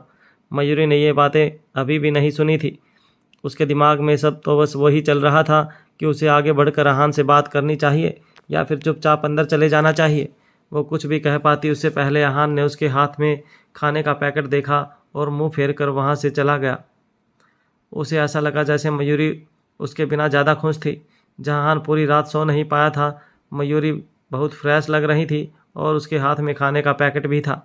अहान के मन में ख्याल आया कि क्या मयूरी को इन सब से सच में कोई फ़र्क नहीं पड़ रहा? क्या वह उससे दूर होकर बहुत खुश थी? मयूरी अहान को अपनी नज़रों के सामने उसे दूर जाते हुए देख रही थी। वो फिर कुछ देर वहीं खड़ी रही और कुछ सोचती रही। अचानक से किसी ने आवाज़ दी तो तब बिल्डिंग के अंदर घुसने लगी। किसी ने उसे कहा, मिस मयूरी, आपने देखा? किसी दूसरे ने कहा, जब सबने देखा है तो मिस मयूरी ने भी देखा ही होगा। इतने में विधि आगे आई और उसने कहा, सब हटिए, मैं मयूरी मैडम से पूछती हूँ। मयूरी और विधि में रिश्ते बहुत अच्छे थे। उसने कहा, मयूरी मैडम, आज अहान सर इतनी जल्दी ऑफिस क्यों आए हैं? क्या आपको इसके बारे में पता है? वो आज सुबह सुबह ऑफिस आ गए थे और बहुत देर से मेन गेट पर खड़े किसी का इंतज़ार कर रहे थे। अगर हमें पता नहीं चलेगा तो हम काम में ध्यान नहीं लगा पाएंगे। उन्हें देखकर ऐसा लग रहा था जैसे वो किसी का बेसब्री से इंतज़ार कर रहे थे। क्या आपको इसके बारे में कुछ पता है? मयूरी को अब तक लग रहा था कि वो हान से इत्तेफाक से टकरा गई थी, पर अब उसकी बातें सुनकर उसे पता चला था कि हान तो उसके आने का इंतज़ार कर रहा था। उसने किसी से कोई बात नहीं की और सीधा अपने कैबिन में चली गई। उसके दिमाग में इतना कुछ चल रहा था कि वो कुछ समझ नहीं पा रही थी। कैबिन में आने के बाद उसने अपना लैपटॉप चालू किया और लोगों के मैसेज पढ़ने लगी। आज ग्रुप पर काम की कोई बात नहीं हो रही थी, बल्कि सब अहान के जल्दी आने को डिस्कस कर रहे थे। सब अपनी अलग अलग बात बोल रहे थे। किसी को लग रहा था कि वो जानबूझकर वहाँ खड़े थे ताकि उन्हें पता चल सके कि कौन ऑफिस लेट आ रहा है, तो किसी को लग रहा था कि वो अपनी मंगेतर से लड़ाई हो जाने की वजह से जल्दी आ गए थे। तो कुछ लोग ऐसे भी थे जो इस बात पर यकीन नहीं करना चाहते थे कि अहान की कोई मंगेतर भी हो सकती है। ये सारी बातें पढ़कर मयूरी और परेशान हो गई। वो अपना काम में मन लगाने की कोशिश कर रही थी, पर लग नहीं पा रहा था। हर कोई अपना दिमाग चला रहा था। मयूरी ने अपनी टेबल पर देखा तो वहाँ उसके नाश्ते वाला पैकेट रखा हुआ था। उसने वो पैकेट उठाया और नाश्ता करने लगी। मयूरी को जब भूख लगती थी तब उसे कुछ और समझ नहीं आता था। वो चुपचाप अपना खाना खाने लगी। खाने के बाद उसने सोचा, दिल खुश नहीं है पर पेट तो खुश हो सकता है ना। मयूरी अपना ध्यान डाइवर्ट करने की कोशिश कर रही थी, पर उसका ध्यान बार बार उसी जगह पर जा रहा था। कुछ दिनों से उसकी ज़िंदगी में तूफान आया हुआ था। अचानक से उसके दरवाजे पर नॉक हुआ। उसने कहा, कम इन। गेट से उसकी सेक्रेटरी वैशाली अंदर आई। उसने कहा, ये कुछ फाइल्स अहान सर को देनी है, आप एक बार चेक कर लीजिए ताकि फिर उन्हें उनके ऑफिस भेजा जा सके। मयूरी ने उसे कहा, टेबल पर रख दो, मैं चेक कर लूँगी। फाइल्स रखने के बाद वैशाली वहीं पर खड़ी रही। मयूरी ने उसकी तरफ देखा और पूछा, क्या हुआ, कुछ और काम है? वैशाली ने पूछा, क्या आपको पता है कि अहान सर को क्या हुआ है? मयूरी ने कोई जवाब नहीं दिया। वो तो अच्छे से जानती थी कि अहान को क्या हुआ है, पर वो उन सबको वो बात नहीं बता सकती थी। वैशाली ने फिर कुछ सोचते हुए कहा, मुझे तो लगता है कि अहान सर का दिल टूट गया है। ये बात सुनकर मयूरी ने कहा, क्या? उसे वैशाली की बात समझ नहीं आई, पर वो इस बात को आगे कंटिन्यू भी नहीं करना चाहती थी। उसने बात बदलते हुए कहा, क्या तुम्हारी पहचान का कोई एयरलाइंस में काम करता है? ये बात सुनकर वैशाली ने कहा, हाँ, मेरी बेस्ट फ्रेंड वही काम करती है, वो मैनेजमेंट कमेटी में है। आपको कुछ काम है? मयूरी को एक उम्मीद नज़र आई। उसने कहा, हाँ, अगर उसे कोई प्रॉब्लम ना हो और उसके लिए पॉसिबल हो तो क्या वो किसी के बारे में पता करवा सकती है? मेरी दोस्त का कुछ पता नहीं चल पा रहा है, वो कल इंडिया वापस आने वाली थी। वैशाली ने कहा, इसमें क्या प्रॉब्लम हो सकती है? आप अपनी दोस्त का नाम बताइए। मयूरी ने कहा, सूजल। ये नाम सुनकर वैशाली के चेहरे के एक्सप्रेशन बदल गए। उसने कहा, सूजल? मयूरी ने तुरंत पूछा, क्या हुआ? आपने ऐसे क्यों कहा? वैशाली कुछ सोचते हुए बोली, मैंने ये नाम पहले सुना है। मयूरी ये सुनकर हैरान हो गई। पहले सुना है मतलब? आपको ये नाम किसने बताया? तब वैशाली ने कहा, क्या आपकी दोस्त कल के प्लेन के एक्सीडेंट के बाद नहीं मिल रही? ये बात सुनकर मयूरी का दिल बैठ गया। उसे कहीं ना कहीं ऐसा लगा जैसे वैशाली अभी बोलेगी कि सूजल उस प्लेन में थी ही नहीं। शायद वैशाली ने कोई लिस्ट देखी हो या फिर उसे उसकी दोस्त ने कुछ बताया हो। तभी मयूरी ने कहा, हाँ, वो कल मेडिकल कॉन्फ्रेंस के बाद वापस इंडिया आ रही थी। जब से एक्सीडेंट की न्यूज़ आई है मैं तब से उसे कांटेक्ट करने की कोशिश कर रही हूँ, पर कुछ पता ही नहीं चल पा रहा है। यहाँ तक कि एयरलाइंस भी मुझे कुछ बता नहीं पा रही हैं। वैशाली ने कुछ सोचा और कहा, मेरी फ्रेंड ने शायद सूजल का नाम की लड़की के बारे में मुझसे पहले भी बात की थी। फ़्लाइट डिले थी इसलिए सब इंतज़ार कर रहे थे, पर सिर्फ यही एक थी जो फ़्लाइट में जल्दी बैठना चाहती थी। ऐसा लग रहा था जैसे वो किसी को ढूंढ रही थी। मयूरी ये सुनकर हैरान थी। उसने पूछा, क्या वो पक्का सूजल थी? वैशाली ने कहा, मैं पक्का तो नहीं कह सकती, पर यह नाम इतना अलग है कि शायद ऐसा ही कुछ बोला हो मेरी दोस्त ने। मैं उसके घर गई थी, तब बातों बातों में उसने सूजल नाम लिया तो फिर क्या? पर ये वही है या नहीं, ये मैं पक्का नहीं कह सकती। मयूरी ने पूछा, क्या आप मुझे अपनी इस दोस्त से मिलवा सकती हैं? हाँ, क्यों नहीं, मैं अभी उससे बात करके पूछती हूँ कि वो कब फ्री है। उसके बाद वैशाली ने अपनी दोस्त को कॉल किया और उससे मिलने का टाइम फिक्स कर लिया। इसके बाद वो वहाँ से जाने लगी, पर जाने से पहले उसने कहा, ये डॉक्यूमेंट्स आज ही आहान सर के ऑफिस में भेजने हैं। ओके। आहान और मयूरी के रिश्ते के बारे में ऑफिस में किसी को नहीं पता था। आहान अक्सर मयूरी को ही डॉक्यूमेंट्स के साथ अपने ऑफिस बुलाता था। ये उसके पास मयूरी को अपने पास बुलाने का सबसे अच्छा बहाना था। धीरे धीरे वो ही हमेशा सारे डॉक्यूमेंट्स ले जाने लगी। हमेशा वो ये करने के लिए एक्साइटेड रहती थी, पर आज वो बहुत परेशान थी। उसने अपना दिमाग शांत किया और काम करने बैठ गई। उसने सारे डॉक्यूमेंट्स स्टडी तो कर लिए, पर अब उसे समझ नहीं आ रहा था कि वह उन्हें देने कैसे जाए। बहुत सोचने के बाद उसने कहा, इतना क्या सोचना, डॉक्यूमेंट्स ही तो हैं, आराम से दे आती हूँ। आहान के ऑफिस में रिया उसके सामने चुपचाप खड़ी थी। दोनों आपस में कोई बात नहीं कर रहे थे। रिया को हमेशा पहले आहान और मयूरी का प्यार देखना पड़ता था और अब उसे उनका झगड़ा देखना पड़ रहा था, पर वो भी क्या कर सकती थी, ये उसका काम था। उसने आहान की तरफ देखकर कहा, सर, आपके लिए नाश्ता लगवा दूं? आहान ने कोई जवाब नहीं दिया। उसके दिमाग में मयूरी का सुबह वाला चेहरा घूम रहा था। मयूरी बहुत फ्रेश लग रही थी और साथ ही में उसके हाथ में खाना था। क्या मयूरी को सच में कोई फ़र्क नहीं पड़ रहा था? क्या उसके बिना उसे बहुत अच्छी सुकून की नींद आई थी? क्या वीडियो में सच में मयूरी ही थी? कहीं ऐसा तो नहीं कि वो मयूरी ही थी और अब जब सच सामने आ गया तो वो वहाँ से मुंह छिपाकर भाग गई थी?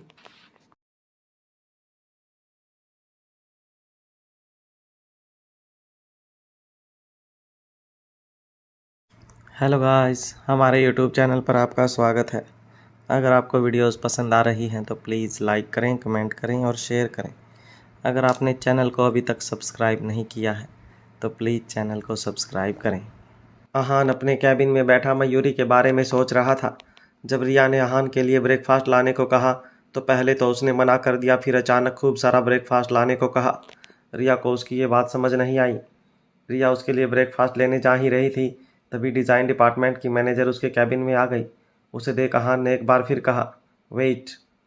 रिया मुड़कर आहान की ओर देखने लगी, पर आहान ने उसे कुछ नहीं कहा, क्योंकि वह उसे नहीं बल्कि डिज़ाइन डिपार्टमेंट की मैनेजर के पीछे झांक रही मयूरी को देख रहा था। पर वहाँ उसे ना देखकर उसके चेहरे की स्माइल तुरंत गायब हो गई। उसने रिया से कहा, तुमने तो कहा था कि 2 डिपार्टमेंट से डॉक्यूमेंट्स आने वाले हैं। जैसे ही डिज़ाइन डिपार्टमेंट की मैनेजर ने उसकी बात सुनी, वो अपने हाथ में बहुत सारे डॉक्यूमेंट्स लेकर अंदर आई और बोली, मिस्टर हान, दोनों डिपार्टमेंट के डॉक्यूमेंट्स मेरे पास ही हैं। आते वक्त मयूरी मैनेजर मुझे लिफ्ट में मिली थी। उन्हें कुछ अर्जेंट काम था, इसलिए उन्होंने मार्केटिंग डिपार्टमेंट के डॉक्यूमेंट्स भी मुझे ही आपको देने के लिए दे दिए। उसकी बात सुनकर आहान ने रिया की तरफ देखा। मुझे ब्रेकफास्ट नहीं करना। ये सुनकर रिया ने एक लंबी सांस ली और डिज़ाइन डिपार्टमेंट की मैनेजर की तरफ देखते हुए धीरे से बोली, अब तुम झेलो सर को, आज इनका मूड कुछ सही नहीं है। मैं तो चली, गुड लक।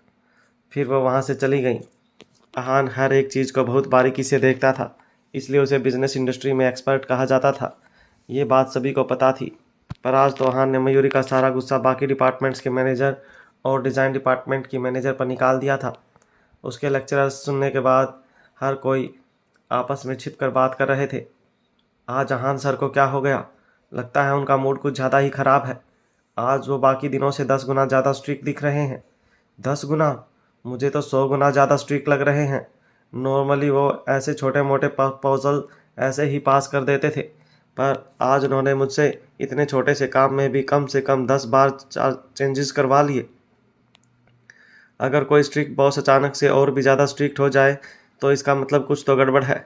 कहीं किसी लड़की वगैरह का चक्कर तो नहीं, किसी लड़की ने उन्हें चीट तो नहीं कर दिया। चुप करो, ऐसी कौन सी लड़की होगी जो हान राजादा जैसे हैंडसम और रिच लड़के को छोड़कर जाना चाहेगी। हालांकि हान को इन सब बातों के बारे में कुछ आइडिया नहीं था। नॉर्मली वो ऑफिस से बिल्कुल सही टाइम पर घर के लिए निकल जाता था, पर आज उसका घर जाने का मन ही नहीं कर रहा था। उसे इस बात की भी टेंशन थी कि वो परी के पूछने पर उसे क्या जवाब देगा। इस वक्त उसके मन में परी के सवाल ही घूम रहे थे। डैडी, मम्मा कहाँ गई? वो आपके साथ वापस घर क्यों नहीं आई? क्या वो अब आपको प्यार नहीं करती? मुझे तो लगता है आपके ही मम्मा को परेशान किया होगा। अहान यही सब सोच रहा था कि तभी अचानक उसके पास विक्रांत का कॉल आया। उसने कहा, मुझे पता लगा है तुम्हारा मूड आज ठीक नहीं है, क्या तुम मेरे साथ ड्रिंक करने आओगे? उसकी बात सुनकर अहान ने अपना मुंह बनाते हुए कहा, फिर से हॉस्पिटल? फिर से वही गर्म पानी? ना, मज़ा नहीं आएगा। इतना कहकर वो फ़ोन रखने ही वाला था कि तभी विक्रांत ने कहा, अब तो हम दोनों का ही दिल टूटा है। कम से कम अब तो हमें एक दूसरे का दर्द समझना चाहिए। मुझे भी हॉस्पिटल से छुट्टी मिल गई है। चलो आज रात मिलकर एक दूसरे की दिल की बात सुनते हैं और ड्रिंक करते हैं। फ़ोन रखने के बाद अहान अपना कोट उठाकर जाने लगा, तभी रिया ने कहा, सर क्या आप रायज़ादा मैंसन जा रहे हैं? अहान चलते चलते रुक गया और बोला, नहीं, मैं विक्रांत से मिलने जा रहा हूँ।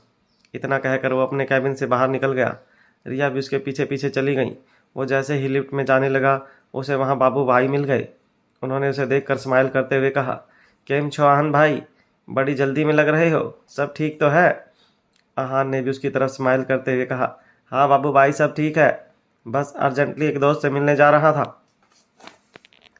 बाबू भाई बोले, अच्छा अच्छा, कोई नहीं आहान भाई, तमे जाओ, मैं भी अपना काम कर लेता हूँ।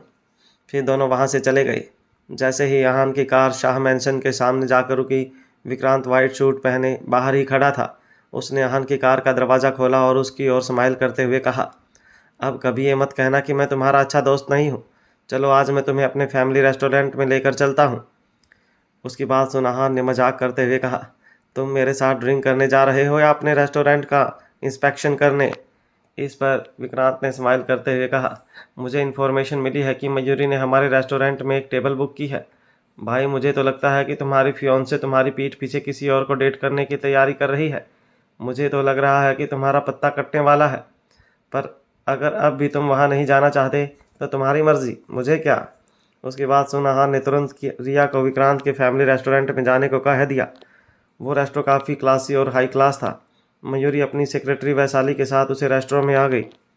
वो यहाँ वैशाली की बेस्ट फ्रेंड निशा से मिलने आई थी ताकि वह उसे सूजल के बारे में पता लगा सके। कुछ ही देर बाद वहाँ निशा भी आ गई, पर उसके साथ इस वक्त एक लड़का भी था।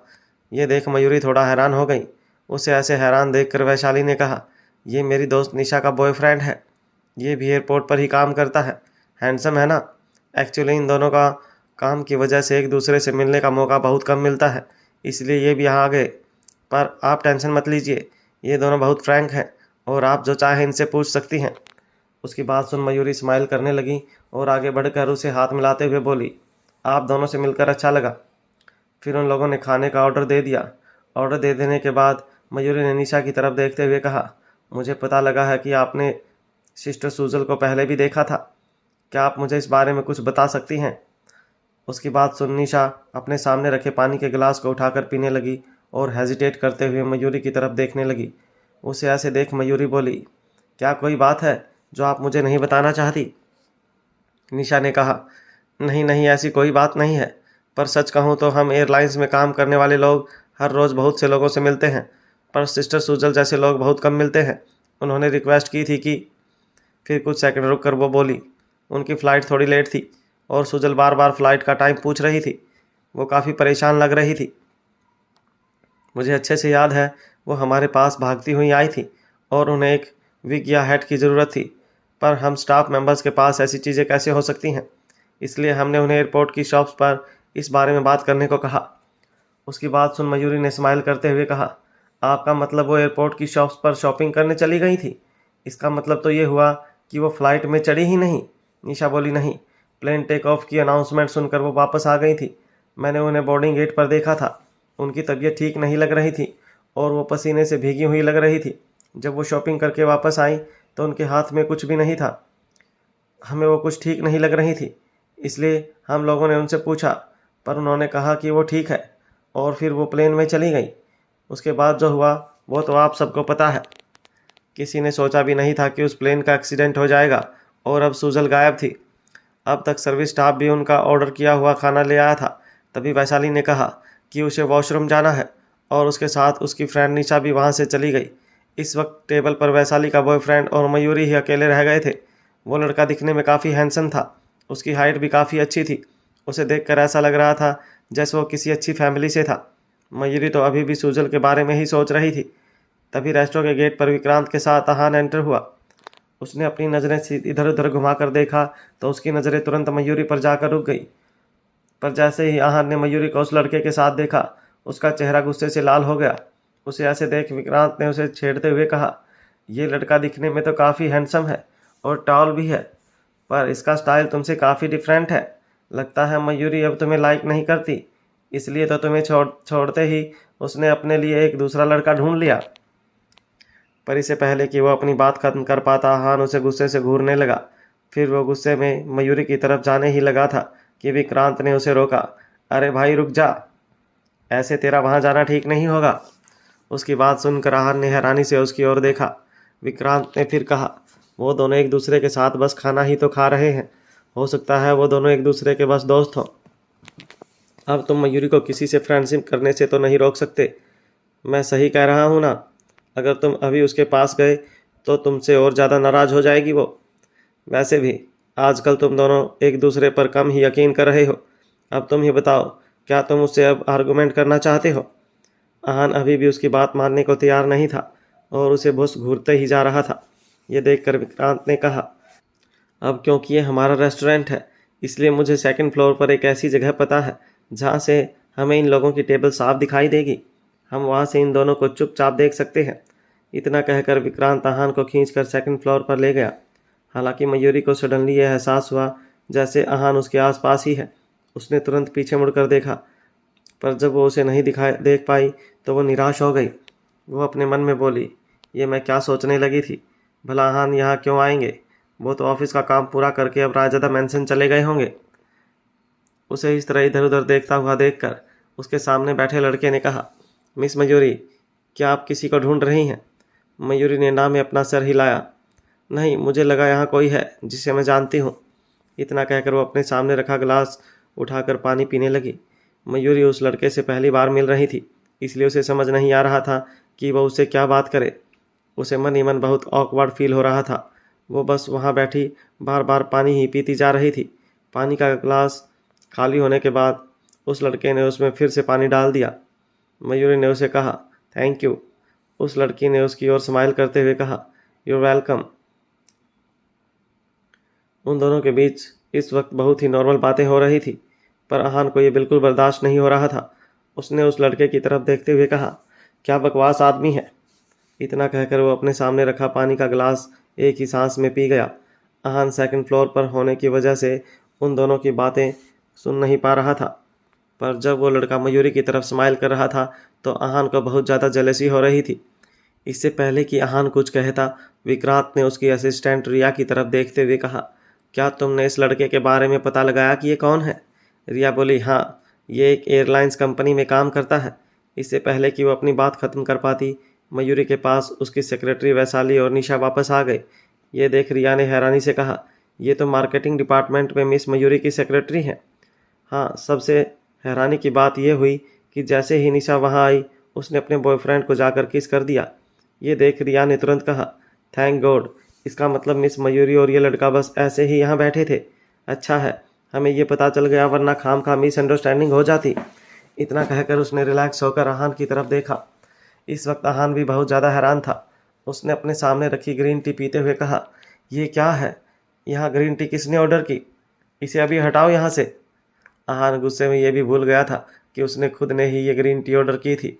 फिर विक्रांत ने वो ग्रीन टी अपनी तरफ खींच ली और आहान के लिए वाइन ऑर्डर कर दी। इस बार फिर आहान वाइन पी रहा था और विक्रांत ग्रीन टी। विक्रांत लगातार कुछ न कुछ बोलता जा रहा था, पर आहान का ध्यान तो सिर्फ अपनी मयूरी पर था। मयूरी वॉशरूम की तरफ चली गई और उसी वक्त रिया का फ़ोन रिंग करने लगा। उसने जैसे ही अपने फ़ोन पर मयूरी का नंबर देखा, वो हैरानी से बोली, सर, मिस मयूरी मुझे कॉल कर रही हैं। क्या उन्होंने हमें देख लिया है? तभी विक्रांत ने रिया से कहा, हम लोग उन्हें देख सकते हैं, पर वो हमें नहीं देख सकते। तो फिर तुम्हें डर किस बात का लग रहा है? फ़ोन उठाकर स्पीकर पर डालो, हम भी तो सुने उसे क्या कहना है। उसके कहने पर रिया ने आहान की तरफ देखा और घबराते हुए कॉल पिक किया। Miss Mayuri, good morning. उसकी बात सुन विक्रांत ने धीरे से कहा, अब रात हो चुकी है तो तुम्हारी सुबह अब हो रही है। वहीं फ़ोन के दूसरी तरफ मयूरी रिया से गुड मॉर्निंग सुनकर हैरान हो गई। कुछ सेकंड चुप रहने के बाद वो बोली, आई एम सॉरी, कहीं मैंने आपको डिस्टर्ब तो नहीं किया? रिया ने कहा, इट्स ओके मिस मयूरी, आपने मुझे बिल्कुल डिस्टर्ब नहीं किया। क्या आपको मुझसे कोई काम है? हाँ। मयूरी बोलते बोलते रुक गई, फिर थोड़ा हेजिटेट करते हुए बोली, क्या हान ऑफिस से घर चले गए? वो मैं परी से मिलने घर जाना चाहती थी। मुझे पता है आहान कई बार ओवर टाइम भी करते हैं। अगर वो घर नहीं आए हैं तो। रिया उसकी बात समझ गई। मयूरी परी से मिलने रायजादा मैंसन जाना चाहती थी, पर उसे डर था कि कहीं वहाँ आहान से उसका सामना न हो जाए। रिया ने डरते हुए आहान की तरफ देखा। वो इस वक्त बहुत नाखुश दिख रहा था। उसने अपने हाथ में पकड़ा वाइन का गिलास नीचे रखा और हाँ में अपना सर हिला दिया। ये देख रिया ने कहा, बॉस अभी ऑफिस में ही है, क्योंकि आज एक इंटरनेशनल कॉन्फ्रेंस है, इसलिए उन्हें आज रात काफ़ी देर तक ऑफिस में ही रुकना पड़ेगा। बोलते बोलते रिया घबराहट के मारे पसीने में भीग गई थी। आहान फिर से अपनी वाइन का गिलास उठाकर पीने लगा। अब तो विक्रांत भी उसकी तरफ शांति से देख रहा था। फिर विक्रांत ने अपना पानी का गिलास उठाया और आहान की वाइन के गिलास से टकराते हुए कहा, अरे यार, कम से कम तुम दोनों की एक बेटी तो है। भले ही उसे तुम्हारी कोई परवाह ना हो, पर वो अपनी बेटी को कभी छोड़कर नहीं जाएगी और इसीलिए वो हमेशा तुम्हारे कांटेक्ट में रहेगी। मेरी हालत तो तुमसे बहुत ज़्यादा बुरी है। विक्रांत की बात सुनकर समझ नहीं आ रहा था कि वो आहान के लिए परेशान हो रहा था या अपने लिए। फिर वो ज़बरदस्ती आहान को वाइन पिलाने लगा। आहान उसे अजीब तरह से देखने लगा। वो अपने मन में सोच रहा था, आखिर विक्रांत क्या कहना चाहता है? क्या ये कहना चाहता है कि मयूरी को अपनी बेटी तो चाहिए, पर मैं नहीं? पर परी मेरी भी तो बेटी है। क्या मयूरी को सिर्फ परी की ही चिंता है? उसे मेरी कोई फिक्र नहीं? तभी मयूरी ने रिया को एक टेक्स्ट मैसेज भेजा। वो तुरंत मैसेज देखने लगी, पर वो कुछ पढ़ पाती उससे पहले ही विक्रांत ने उसे फ़ोन छीन लिया और बोला, तुमने ऐसा किसका मैसेज देख लिया जो तुम इतनी डरी हुई दिख रही हो? पर अगले ही पल आहान ने विक्रांत से फ़ोन ले लिया और मैसेज पढ़ने लगा। मिस रिया, क्या आहान ने डिनर कर लिया है? काम में बिजी होने की वजह से वो कई बार खाना खाना भूल जाते हैं। आप प्लीज़ उनका ध्यान रखना। वो चाहे जितने भी बिजी हों, पर आप उन्हें रेस्ट करने के लिए बीच बीच में बोलती रहना। मयूरी और भी बहुत सी छोटी छोटी बातें रिया को याद दिलाने लगी। वो बिल्कुल एक फियोंसे की तरह उसकी चिंता कर रही थी। वो उसे आहान की हर एक छोटी बात याद दिला रही थी, ताकि उसकी एब्सेंस में वो उसका ध्यान रख सके। उसने लास्ट में ये भी लिखा था, रिया प्लीज़, मैंने तुमसे जो कुछ भी कहा तुम उस बारे में आहान को कुछ मत बताना। ये देखकर आहान के चेहरे पर एक बड़ी सी स्माइल आ गई। उसकी आंखों में एक बार फिर मयूरी के लिए प्यार नजर आने लगा था। उसने रिया के फ़ोन से ही मैसेज का रिप्लाई किया, ओके, मैं उन्हें कुछ नहीं बताऊंगी। उसके बाद उसने फ़ोन टेबल पर रख दिया और सामने रखी वाइन का गिलास उठाकर स्माइल करते हुए विक्रांत की तरफ देख कर बोला, विक्रांत, हम दोनों काफ़ी अलग हैं। तुम तो अभी सिंगल हो, पर मेरे पास अभी भी कोई है जो मेरी बहुत परवाह करती है। उसकी बात सुन विक्रांत खुद को रोक नहीं पाया और उसने भी एक गिलास में खुद के लिए वाइन डाल ली, पर वो उसे पी पाता उससे पहले ही आहान ने उसकी वाइन पी ली। फिर उसने विक्रांत के सामने पानी का गिलास रखते हुए कहा, मेरे यार, आज मेरा मूड बहुत अच्छा है, इसलिए आज तुम्हारे हिस्से की वाइन भी मैं ही पी लूँगा। तुम थोड़ा अपने ऊपर कंट्रोल रखो। तुम्हें इतनी भी मरने की क्या जल्दी है कि तुम ये चाहते हो कि तुम्हारे मरने की खबर सुनते ही सुहाना यहाँ आ जाए। इतना कहकर वो मयूरी की ओर देखने लगा। मयूरी अपना खाना खाकर और बिल पे करके वहाँ से चली गई। पर विक्रांत को अभी वहाँ कहाँ सुकून था। उसने एक बार फिर उसे छेड़ते हुए कहा, तुम्हारी आंखें कब से उसी पर टिकी हुई है। अगर तुम उसे नहीं छोड़ सकते तो क्यों ना आज भी तुम एक बार फिर नशे में होने का ड्रामा करो और उसे खुद को संभालने के लिए यहाँ बुला लो। आहान जानता था कि विक्रांत उसे परेशान करने के लिए ये सब कह रहा है। उसने उसे घूर कर देखा पर कुछ नहीं कहा। आहान कंटिन्यूसली वाइन पीते ही जा रहा था। अब वो इतने ज़्यादा नशे में हो गया था कि ठीक से चल भी नहीं पा रहा था। उसे ऐसे देख रिया ने कहा, बॉस थोड़ा धीरे चलिए। बॉस कार पार्किंग में है, आप उस तरफ कहाँ जा रहे हैं। जैसे तैसे करके रिया ने उसे कार में बैठाया। फिर विक्रांत की तरफ देखते हुए बोली, मिस्टर विक्रांत आप। विक्रांत ने अपना हाथ हिलाते हुए कहा, मेरे लिए परेशान होने की ज़रूरत नहीं है, मैं टैक्सी लेकर घर चला जाऊंगा। इतना कहकर वो टैक्सी लेकर वहाँ से चला गया। रिया ने भी आहान को राजदा मैंसन ड्रॉप कर दिया। वो पूरे रास्ते सोता हुआ ही गया था। जैसे ही कार रुकी आहान इधर उधर देखने लगा। ड्रिंक करने की वजह से आहान की आंखें लाल हो गई थी। वो लड़खड़ाते हुए चलकर अंदर जाने लगा पर वो दरवाजे पर ही रुक गया। उसे वहीं से काउच पर बैठी मयूरी दिखाई दी। रिया तुरंत उसके पास आई और उसे कुछ कहने लगी पर आहान ने उसे हाथ से इशारा करके चुप करवा दिया। वो बाहर खड़ा होकर ही मयूरी को देख रहा था। वहीं मयूरी इस बात से अनजान थी। उसने परी को अपनी गोद में सुलाया हुआ था। वो बहुत प्यार से परी के फेस को देख रही थी जो बिल्कुल आहान की तरह दिखता था। वह उसे धीरे धीरे लोरी सुना रही थी। छोटी सी परी भी मयूरी को हक करके उसकी गोद में सो रही थी। उसने अपना सिर झुकाकर प्यार से परी के फोरहेड पर किस कर दिया। तभी उसे परी की आवाज़ आई। वो नींद में बड़बड़ा रही थी, मैं और डैडी मम्मा को बहुत मिस कर रहे हैं। उसकी बात सुन मयूरी की आंखों में आंसू आ गए। तभी नौकरानी उसके पास आकर बोली, क्या मैं परी बेबी को उनके रूम में सुला दूं? उनकी बात सुन मयूरी ने उसे कुछ नहीं कहा, बस एक स्माइल कर दी। फिर वो आराम से परी को अपनी गोद में लेकर उसे उसके रूम में सुलाकर वापस आ गई। ये सब देख रहे काफ़ी वक्त से रायजादा मैंसन में काम कर रहे एक नौकर ने कहा, अगर आप दोबारा परी बिटिया से मिलने आना चाहती हैं तो मुझे बता दीजिएगा, मैं किसी से कुछ नहीं कहूँगा। थैंक यू काका। इतना कहकर वो वहाँ से बाहर जाने लगी। वहीं जब आहान ने उसे बाहर आते हुए देखा तो वो साइड में हो गया ताकि मयूरी उसे ना देख सके। पर बाहर आकर मयूरी अचानक रुक गई और इधर उधर देखने लगी, जैसे उसे यह एहसास हो गया हो कि आहान उसके आसपास ही है। पर वो वहाँ उसे नहीं देख पाई और निराश होकर चली गई। तभी रिया ने आहान से कहा, सर क्या मयूरी आपको ही ढूंढ रही थी? उसकी बात सुन आहान ने कुछ नहीं कहा, बस मयूरी को जाते हुए देखता रहा। फिर वो परी के रूम में चला गया। सोती हुई परी बहुत खुश लग रही थी क्योंकि उसे मयूरी ने इतने प्यार से जो सुलाया था। आहान ने भी उसके पास जाकर उसके फोरहेड पर किस कर दी और फिर प्यार से उसके गुलाबी गालों को सहलाते हुए बोला, मेरी छोटी सी शैतान। फिर वो लिविंग रूम में आ गया। काका उसके लिए चाय लेकर आ गए पर आहान अभी भी उसी काउच की तरफ देख रहा था जहाँ मयूरी परी को गोद में लेकर बैठी हुई थी। उसे वही दिन याद आ गया जब मयूरी पहली बार उसकी नर्स के लिए इंटरव्यू देने रायजादा मैंसन में आई थी। उस दिन भी वो परी को अपनी गोद में लिए उसकी चोट पर इस तरह प्यार से ड्रेसिंग कर रही थी। आहान तब भी उसे दूर से नोटिस कर रहा था और कहीं ना कहीं तभी उसे उसकी अच्छाई पसंद आने लगी थी। काका के हाथ में चाय देखकर आहान ने उन्हें कहा, रेड वाइन की बोतल लेकर आइए। उसकी आवाज़ सुन काका थोड़ा घबराते हुए बोले, साहब मुझे सिया मैडम ने बताया कि आपने आज बहुत ज़्यादा पी ली है। पर वो अपनी बात पूरी कर पाते उससे पहले ही आहान उन्हें घूरने लगे। वो तुरंत जाकर उसके लिए वाइन ले आए और आहान वाइन पीने लगा। आहान को ऐसे देख वो खुद को रोक नहीं पाए और बोले, साहब आज मयूरी मैडम यहाँ आई थी। पर आहान ने कुछ नहीं कहा, वो बस अपनी वाइन ही पीते जा रहा था। पर उसे इतनी ड्रिंक करते देख काका ने उसे रोकते हुए कहा, साहब मुझे लगता है मयूरी मैडम बुरी नहीं है और आप भी उनसे दूर नहीं रह पा रहे हैं, तो फिर आपने उन्हें जाने क्यों दिया? ये सुन आहान उन्हें घूर कर देखने लगा। उन्होंने तुरंत अपना हाथ पीछे हटा लिया। वहीं आहान ने अपने हाथ में पकड़ा वाइन का गिलास खाली करते हुए कहा, क्योंकि वो मयूरी है। पर काका को उसकी कोई बात समझ नहीं आई। आहान एक और वाइन का गिलास लेकर विंडो के पास जाकर खड़ा हो गया और एंट्रेंस गेट की तरफ देखने लगा जहाँ से अभी अभी मयूरी बाहर गई थी। उसके दिमाग में अभी भी काका की बातें घूम रही थी, साथ ही बहुत से सवाल भी घूम रहे थे।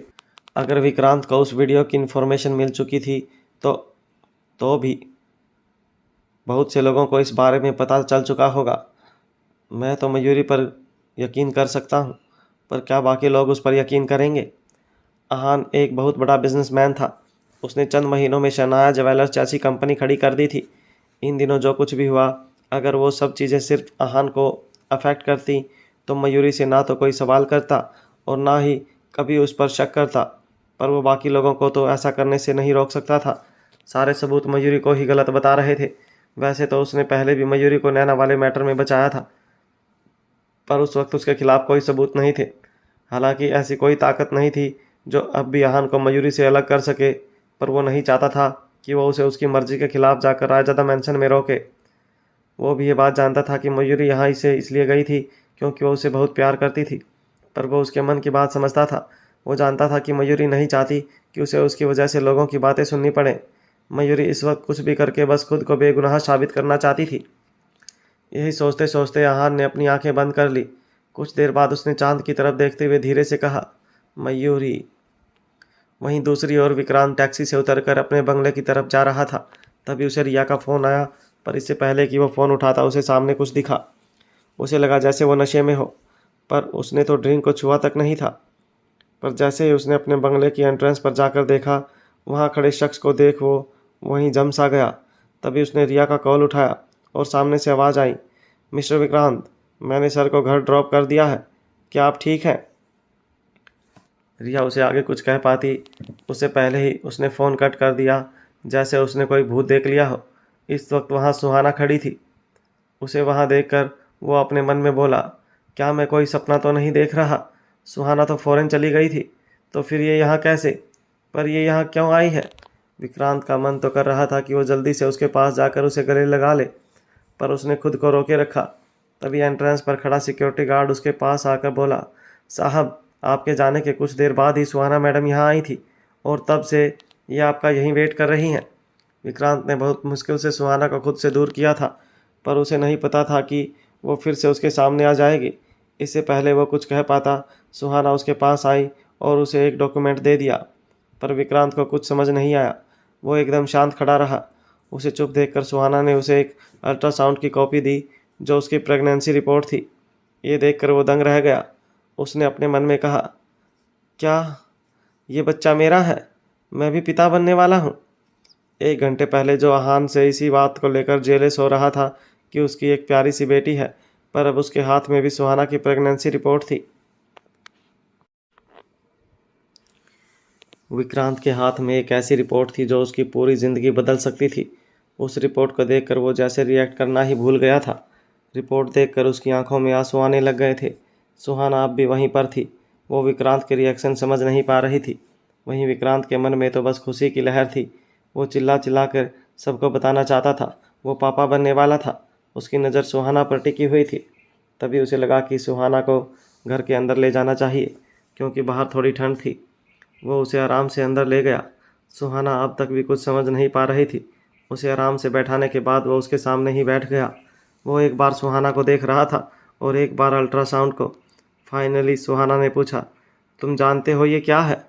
विक्रांत ने कोई जवाब नहीं दिया, बल्कि उसने अपने नौकर से कहा, मैडम के लिए सूप ले आओ। नौकर ने हाँ में सर हिलाया और वहाँ से चला गया। नौकर के वहाँ से जाने के बाद वहाँ पर बहुत देर तक कोई कुछ नहीं बोला। सुहाना से अब रहा नहीं गया तो उसने पूछा, विक्रांत, तुम जानते हो ना ये क्या है? मैं प्रेग्नेंट हूँ और ये बच्चा तुम्हारा है। विक्रांत कुछ कह पाता उससे पहले ही नौकर सूप लेकर आ गया था। उसे देख विक्रांत ने कहा, सूप आ गया, पहले सूप पियो। सुहाना को गुस्सा आ गया और उसने कहा, मुझे नहीं पीना, एक काम करो तुम ही पी लो। विक्रांत ने अभी भी कुछ नहीं कहा और चुपचाप सूप पीने लगा। सूप पीने के बाद उसने कहा, सूप खत्म हो गया है। तुम्हें प्रेगनेंसी में गुस्सा नहीं करना चाहिए, यह बेबी के लिए बिल्कुल अच्छा नहीं है। सुहाना कुछ कह पाती उससे पहले विक्रांत फिर से उसे देखने लगा। सुहाना को उसकी हरकतें बहुत अजीब लग रही थी। तभी नौकर ने कहा, मैं गेस्ट रूम रेडी कर देता हूँ। सुहाना भी अभी अभी आई और बहुत रात हो गई है और इस समय कहाँ जाएंगी? ये सुनकर सुहाना विक्रांत को देखने लगी। वो जानती थी कि विक्रांत उसके लिए कभी नहीं मानेगा, क्योंकि उसे उसका वहाँ पर आना बिल्कुल पसंद नहीं था। वो जानती थी कि उसे वहाँ से जाना ही होगा। तभी विक्रांत ने कहा, नहीं, उसकी कोई ज़रूरत नहीं है। सुहाना जानती थी कि यही जवाब आने वाला था, पर फिर भी उसे बहुत बुरा लग रहा था। वो उठकर वहाँ से जाने लगी, पर तभी विक्रांत ने कहा, मेरा रूम है ना, वो बहुत बड़ा है और 2 लोग वहाँ पर आराम से सो सकते हैं। सुहाना गेस्ट रूम में बिल्कुल नहीं सोएगी। ये बात सुनकर नौकर हैरान हो गया था, क्योंकि आज से पहले ऐसा कभी नहीं हुआ था कि विक्रांत किसी को अपने रूम में सोने दे। उसके कमरे की साफ सफाई भी उसकी नज़रों के सामने होती थी।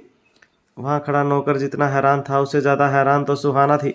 सुहाना और विक्रांत का रिश्ता बहुत कम्फर्ट वाला था।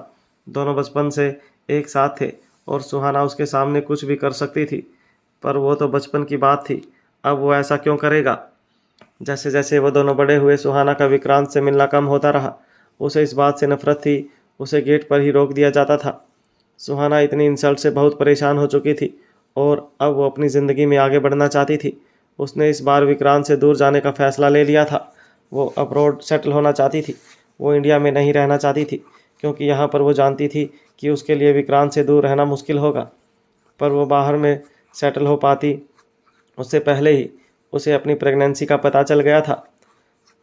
जब उसे अपनी प्रेगनेंसी के बारे में पता चला, तब वो खुशी के मारे जैसे पागल ही हो गई।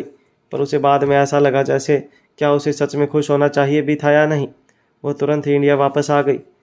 सुहाना ने इस बारे में बहुत सोचा और फिर उसे लगा कि इसमें उस बच्चे की तो कोई गलती नहीं थी। उसके साथ ऐसा अन्याय नहीं हो सकता था। बहुत हिम्मत करके वो वापस आ गई थी और उससे भी ज़्यादा हिम्मत जुटाकर वो विक्रांत के पास आई थी। उसे हमेशा से लगता था कि उसे प्यार नहीं मिलेगा, पर फिर आहान और मयूरी को देखकर उसे लगता था कि उसे भी प्यार मिल सकता है। सुहाना ने सोचा था कि अगर विक्रांत ने बच्चे को अपना लिया तो ठीक है, वरना फिर वो वहाँ फिर कभी नहीं आएगी। वो बस एक कोशिश करना चाहती थी। जब वो वापस आई थी तो अपने साथ एक उम्मीद लेकर आई थी कि शायद उसे इस बार अपना प्यार मिल जाए। अब वो विक्रांत के सामने बैठी थी और उसके एक्सप्रेशन पढ़ने की कोशिश कर रही थी। विक्रांत इस वक्त हैरान तो था, पर साथ ही बहुत खुश भी था। सुहाना वहाँ से जाना चाहती थी। उसने अपने लिए होटल में रूम बुक किया हुआ था। वो जैसे ही वहाँ से उठकर जाने लगी, विक्रांत ने उसका हाथ पकड़ा और कहा, कहाँ जा रही हो? सुहाना ने कहा, मैंने होटल में रूम बुक किया है, मुझे नहीं लगता कि मैं यहाँ रुक पाऊंगी। ऐसी हालत में तुम्हें अकेले नहीं रहने दूंगा।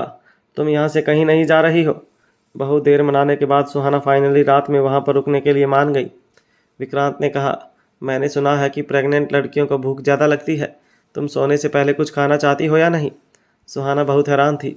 उसे इस वक्त कुछ समझ नहीं आ रहा था। वो वहाँ रुकना ही नहीं चाहती थी, तो फिर खाने की बात कहाँ से आ गई? उसने झट से कहा, मुझे भूख नहीं है।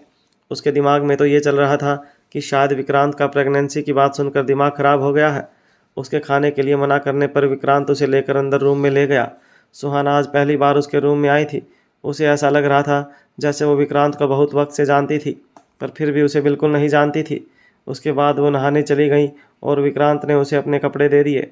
वो बहुत परेशान थी, क्योंकि अभी तक विक्रांत ने यह नहीं बताया था कि उसे यह बच्चा चाहिए या नहीं।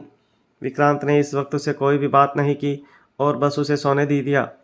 वो खुद सुहाना के पास लेट गया और उसने उसे देखने लगा। अचानक से उसके सीने में दर्द हुआ, पर उसने किसी तरह अपने आप को संभाला और शांत किया। विक्रांत को एहसास हुआ कि उसने अब तक यह बात किसी के साथ शेयर नहीं की थी। वो अपने आने वाले बच्चे के बारे में किसी को तो बताना चाहता था।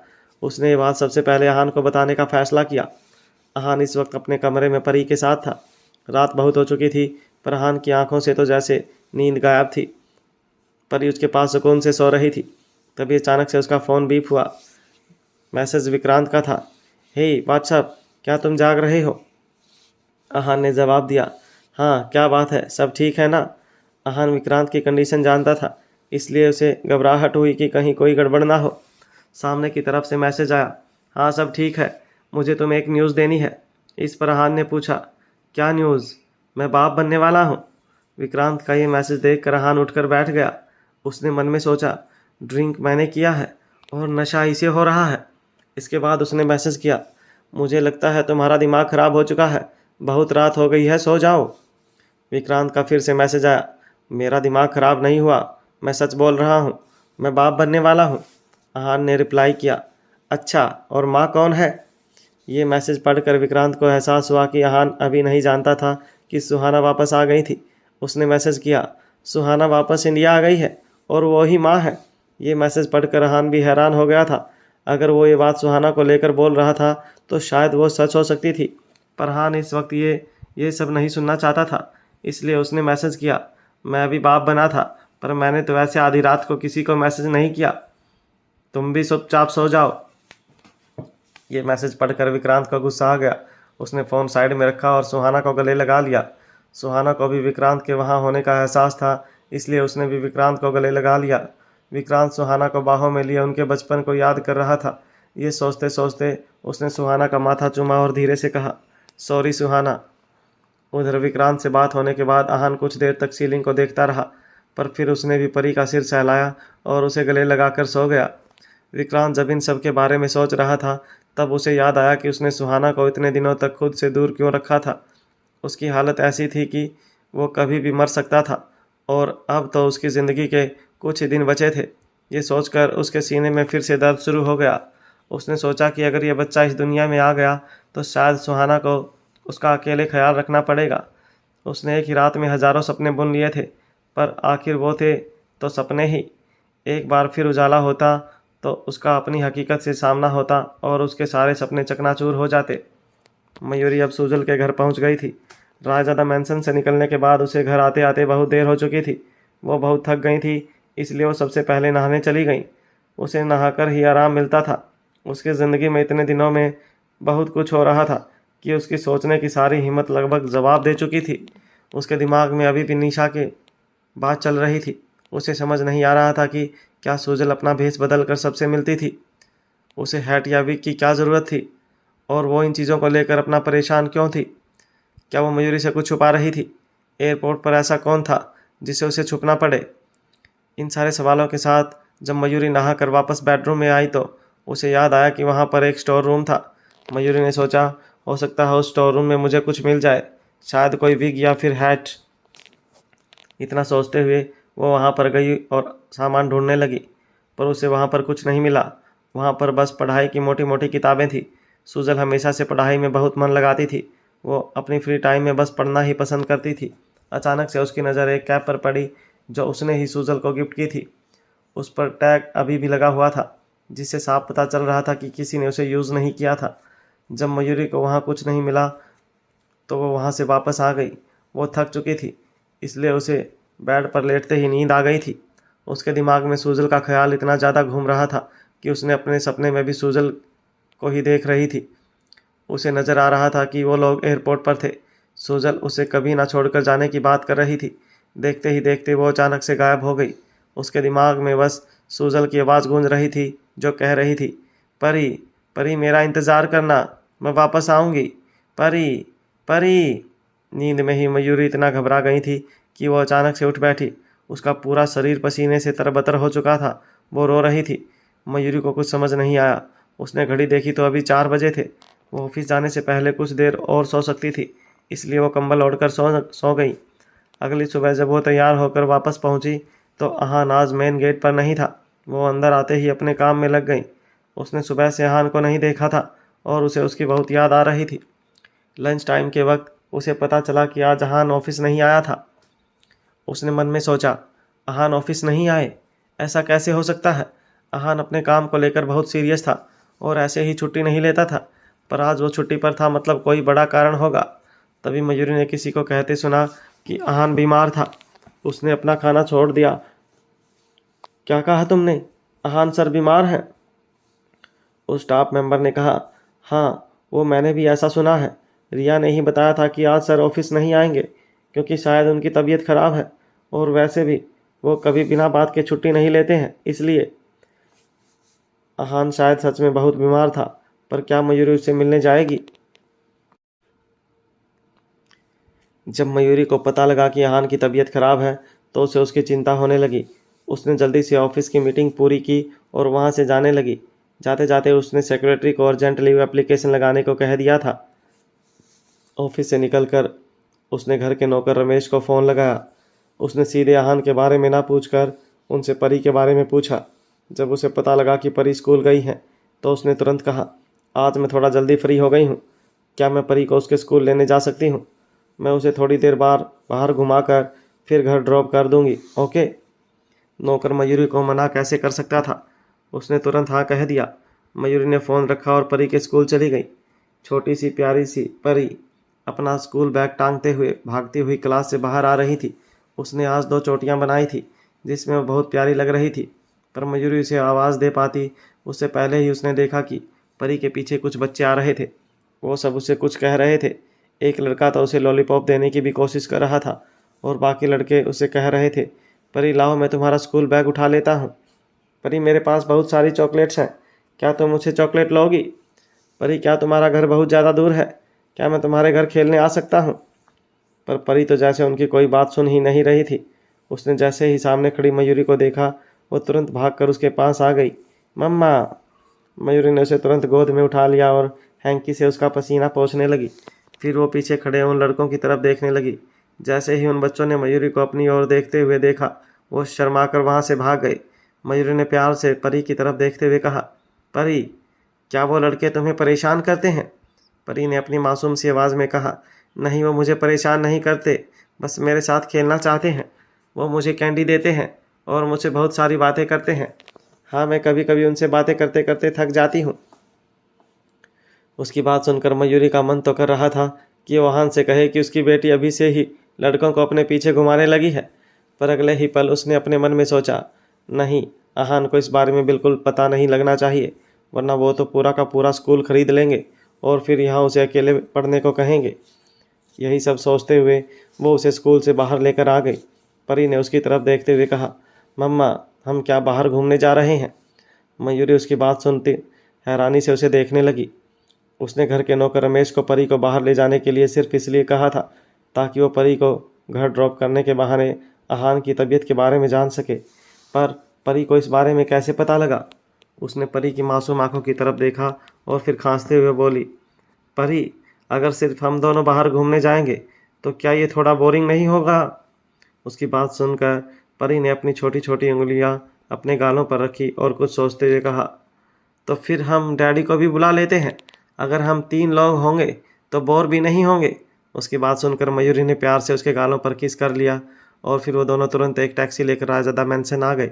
वहां पहुंचकर उसने दरवाजे पर नौकर रमेश को देखा। उन्हें वहां देखकर पहले तो मयूरी ने उनके पीछे झांक कर देखा कि कहीं वहां आहान तो नहीं है। जब आहान वहां नहीं दिखा तो वो चुपचाप अंदर आ गई। परी जब लिविंग रूम में आई तो वो अपने खिलौने से खेलने लगी। वो एक पजल वाला गेम खेल रही थी जिसमें अलग अलग क्लॉसेस और टुकड़ों को जोड़कर अलग अलग तस्वीरें बनाती थी। परी के जिद करने पर मयूरी भी उसके साथ वो गेम खेलने लगी।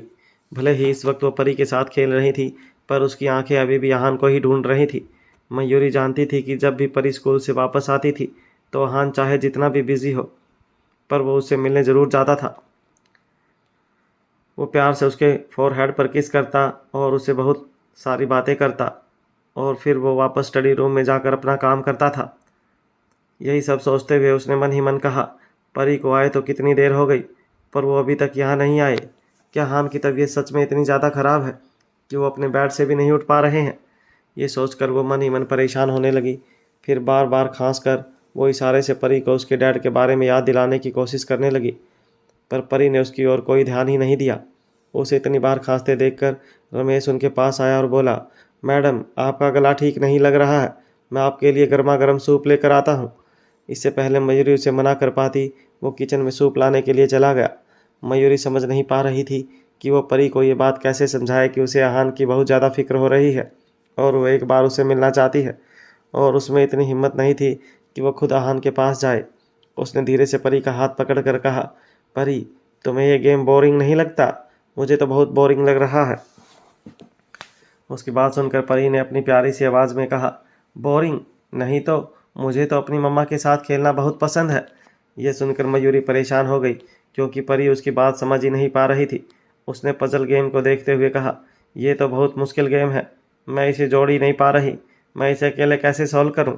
उसकी बात सुनकर परी बोली, मैं आपको बताती हूँ मम्मा, मुझे आता है। इतना कहकर वो पजल बनाने लगी। मयूरी 4 साल की परी को इतनी मुश्किल पजल सॉल्व करते हुए देख काफ़ी हैरान थी, पर मयूरी को हान से मिलने को कोई बहाना नहीं मिल रहा था।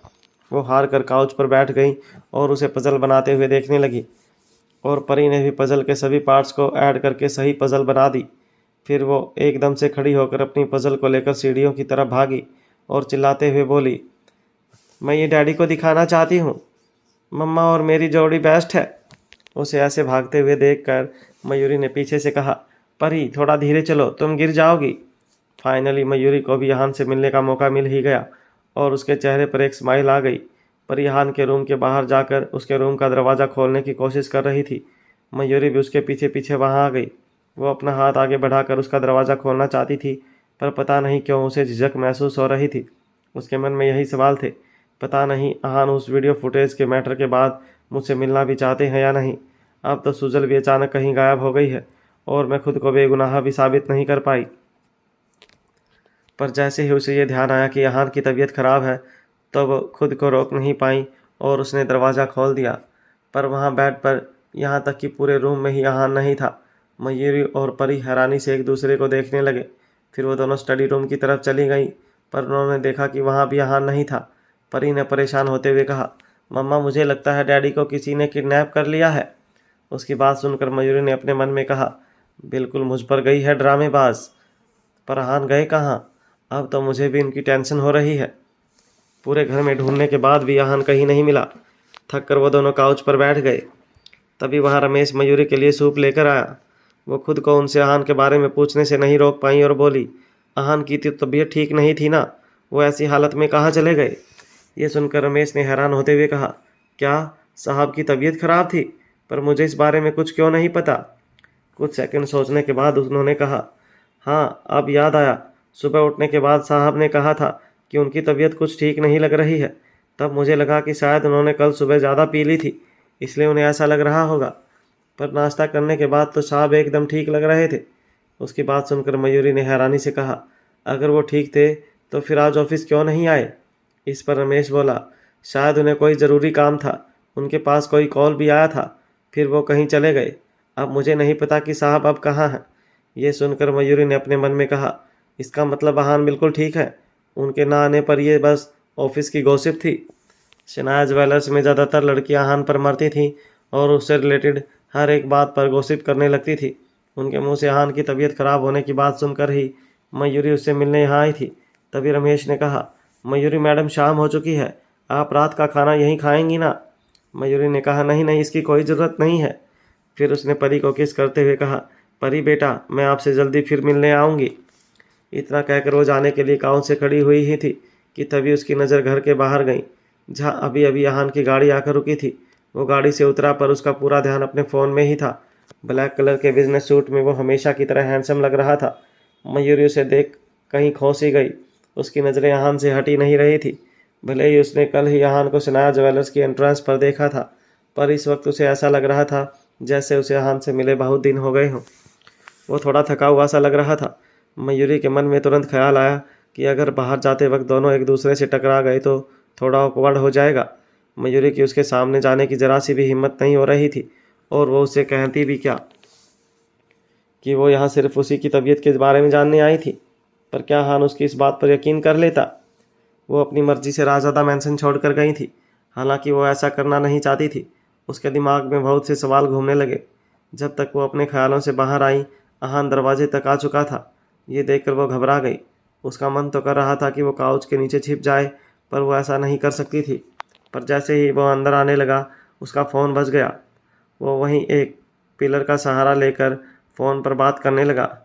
ये देखकर मयूरी ने परी को चुप रहने का इशारा किया और खुद बिजली की रफ्तार से भागती हुई लिविंग रूम के दरवाजे के पीछे जाकर छिप गई। आहान इस वक्त फ़ोन पर बात कर रहा था और मयूरी की तरफ पीठ करके खड़ा हुआ था। फ़ोन रखने के बाद वो अंदर आया तो परी और रमेश दोनों उसे आंखें बड़ी करके देख रहे थे। तभी परी भागकर उसके पास आई और बोली, डैडी। आहान ने उसे अपनी गोद में उठा लिया, पर उसे वहाँ कुछ अजीब लगा, इसलिए वो लिविंग रूम में चारों तरफ अपनी नज़रें घुमाकर देखने लगा। तभी उसकी नज़र टेबल पर रखे हुए सूप पर जाकर रुक गई। वो बोला, घर में कोई गेस्ट आया था क्या? रमेश ने घबराते हुए कहा, हाँ साहब, मेरा मतलब नहीं साहब, वो तो परी बेबी को थोड़ा खांसी आ रही थी, इसलिए मैंने सोचा कि मैं उनके लिए थोड़ा सूप बना दे दूँ। आज पहली बार रमेश ने आहान से झूठ कहा था, इसलिए वो थोड़ा घबराया सा लग रहा था। आहान ने अपनी आंखें चढ़ाते हुए परी की तरफ देखा। परी अपनी बड़ी बड़ी आंखें टिमटिमाते हुए आहान की तरफ देखने लगी। फिर उसने छोटे छोटे हाथ अपने मुंह पर रखे और बिल्कुल मयूरी की तरह खांसने लगी।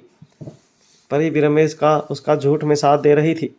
यह देखकर उसे थोड़ा अजीब लगा, पर उसने कुछ नहीं कहा। उसने परी को काउच पर बैठाया और वहां रखा सूप उसे पिलाने लगा। तभी रमेश को मयूरी का ध्यान आया, जो अभी भी दरवाजे के पीछे ही छिपी हुई थी। वो हान के पास गया और बोला, साहब आप अभी अभी आए हैं, मैं परी बेबी को सूप पिला देता हूँ, तब तक आप अपने कपड़े बदल लीजिए।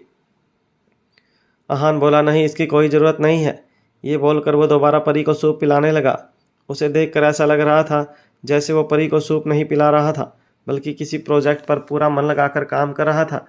सूप पीने के बाद परी आहान की तरफ स्माइल करने लगी और अपने पेट पर हाथ फिराने लगी। आहान ने उसके गालों पर किस किया। मयूरी को लगा आहान परी को सूप पिलाने के बाद अपने रूम में चला जाएगा, पर वो वहीं काउच पर पैर फैलाकर बैठ गया और परी के साथ पजल वाला गेम खेलने लगा। उसे देखकर बिल्कुल नहीं लग रहा था कि वो अपने रूम में जाना भी चाहता है। रमेश अपना सिर घुमाकर बार बार दरवाजे के पीछे छुपी मयूरी की तरफ देख रहा था। उसने फिर से कहा, साहब खाना तैयार है, क्या मैं डाइनिंग रूम में खाना लगा दूं? नहीं, परी ने अभी अभी सूप पिया है तो उसे भूख नहीं होगी। हम दोनों थोड़ी देर में साथ में ही खाना खाएंगे। इतना कहकर वो वापस अपने गेम में लग गया। दोनों बाप बेटी मस्ती से अपना गेम खेल रहे थे, पर खड़े खड़े अब मयूरी के पैर दर्द करने लगे थे। मयूरी ने नाराज होकर अपने मन में कहा, ये परी को क्या हो गया है? उसे तो मेरी हेल्प करनी चाहिए, पर ये तो आहान के साथ मस्ती से वहाँ खेल रही है, और आहान उन्हें क्या हो गया? वो क्यों परी के साथ बच्चा बनकर कब से गेम खेल रहे हैं? उसे कुछ समझ नहीं आया तो वो थक कर जमीन पर वहीं बैठ गई। कुछ देर बाद परी ने अपने दोनों हाथों से क्लैप करते हुए और हंसकर कहा, ये डैडी और मेरी जोड़ी बेस्ट है। इतना कहकर उसने आहान के गालों पर एक प्यारी सी किस कर दी। उन्हें ऐसे देखकर मयूरी को जलन हो रही थी। वो खुद से बोली, ये गलत बात है परी, अभी कुछ देर पहले तो तुमने मम्मा के साथ अपनी जोड़ी को बेस्ट कहा था, और अब डैडी के साथ अपनी जोड़ी को बेस्ट बोल रही हो। और तो और तुमने मुझे तो किस नहीं दी, और अभी अपने डैड को किस कर रही हो। पर मयूरी बाप बेटी को एक साथ देखकर बहुत खुश थी। उसका मन तो कर रहा था कि वो बस ऐसे ही उसे देखती रहे। काफ़ी देर तक परी के साथ खेलने के बाद आहान ने परी को अपनी गोद में लेते हुए रमेश से कहा, खाना लगाओ। फिर आहान ने परी को उसके साथ डाइनिंग रूम में जाने के लिए कहा और खुद उस तरफ जाने लगा जहां मयूरी छिपी हुई थी। उसे अपनी ओर आता देख मयूरी ने डर के मारे अपने दोनों हाथों से अपना चेहरा छिपा लिया। अपनी तरफ आते हुए आहान के कदमों की आवाज़ सुनकर वो इतना घबरा गई थी कि ठीक से सांस भी नहीं ले पा रही थी। वो खुद से ही बड़बड़ाते हुए बोली, अब तो तू गई। अगर आहान ने तुझे यहाँ देख लिया तो तू उन्हें क्या मुंह दिखाएगी? पर तभी आहान दूसरी तरफ मुड़ गया और दरवाजे के पास की शेल्फ से रेड वाइन निकालकर वापस डाइनिंग रूम की तरफ चला गया। उसे वहां से जाता देख मयूरी बिना इधर उधर देखे तुरंत वहां से भाग गई। पर इससे पहले कि वो रायजादा मैंसन से बाहर जा पाती, आहान फिर से पीछे आया और उसे वहां से जाते हुए देखने लगा। पीछे खड़ा रमेश भी ये सब देख रहा था और उसे समझ नहीं आ रहा था कि वो आहान को अब क्या सफाई देगा। आहान तब तक मयूरी को देखता रहा जब तक वो उसकी आंखों से ओझल नहीं हो गई। फिर वो बिना रमेश को कुछ कहे डाइनिंग एरिया में जाकर ड्रिंक करने लगा। ग्लास खाली होने के बाद उसने रमेश को फिर से उसमें वाइन डालने को कहा।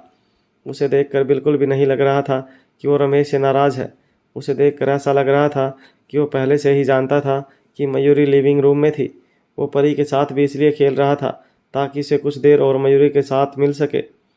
भले ही वो उससे थोड़ा दूरी थी, पर थी तो उसी रूम में।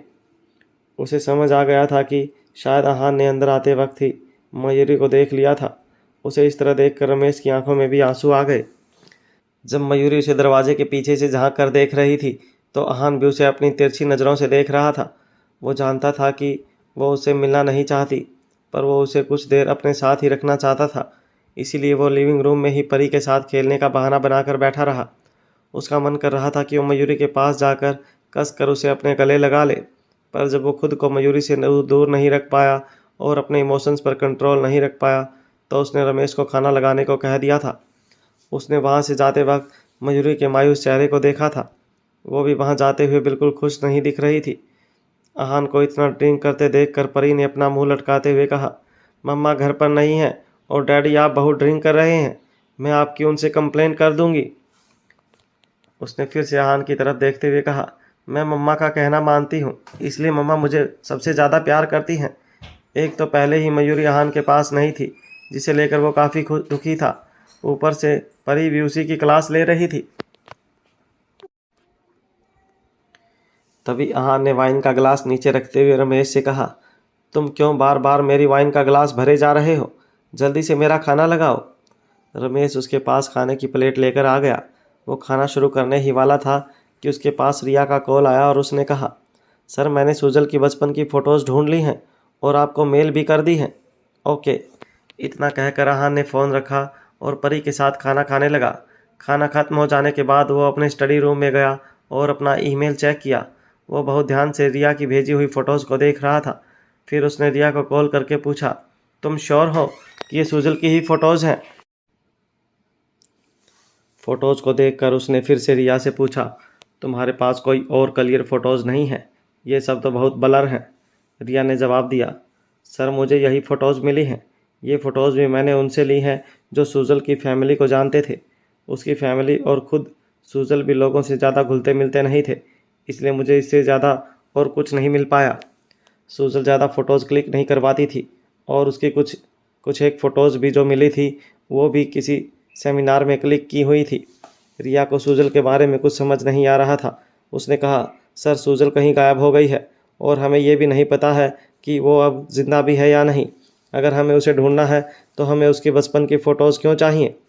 हमें तो उसकी लेटेस्ट फ़ोटोज़ देखनी चाहिए। आप अचानक उसके बचपन की फ़ोटोज़ क्यों देखना चाहते हैं? आहान ने कंप्यूटर स्क्रीन पर उन फ़ोटोज़ को देखते हुए कहा, क्योंकि मुझे शक है कि सुजल मयूरी को सिर्फ पिछले 4 सालों से नहीं जानती। रिया ने सुनकर थोड़ा हैरान हो गई। उसने कंफ्यूज होते हुए कहा, क्या? तभी आहान को एक आइडिया आया। उसने अपने फ़ोन में वही फ़ोटोज़ निकाली जो उसे आर्यन ने दिखाई थी। ये वही फ़ोटो थी जिसमें कोई लड़की मयूरी का पीछा करते हुए आर्यन के घर जाती थी। मयूरी ने बहुत बार बताया था कि सुजल उसका बहुत अच्छे से ध्यान रखती थी और पर ना जाने क्यों आहान को ये फील होता था कि सुजल मयूरी का कुछ ज़्यादा ही अच्छे से ध्यान रख रही है। आहान को लगता था कि आर्यन ने उसे जो फ़ोटो दिखाई थी उसमें ब्लैक ड्रेस पहने वो लड़की नैना या रितिका नहीं थी, बल्कि सुजल थी। ऐसे कैसे हो सकता था कि सुजल की एक भी बचपन की फ़ोटो नहीं मिल रही थी? ये सब बातें तो यही इंडिकेट कर रही थी कि सुजल और उसकी फैमिली कुछ तो छिपाने की कोशिश कर रहे थे।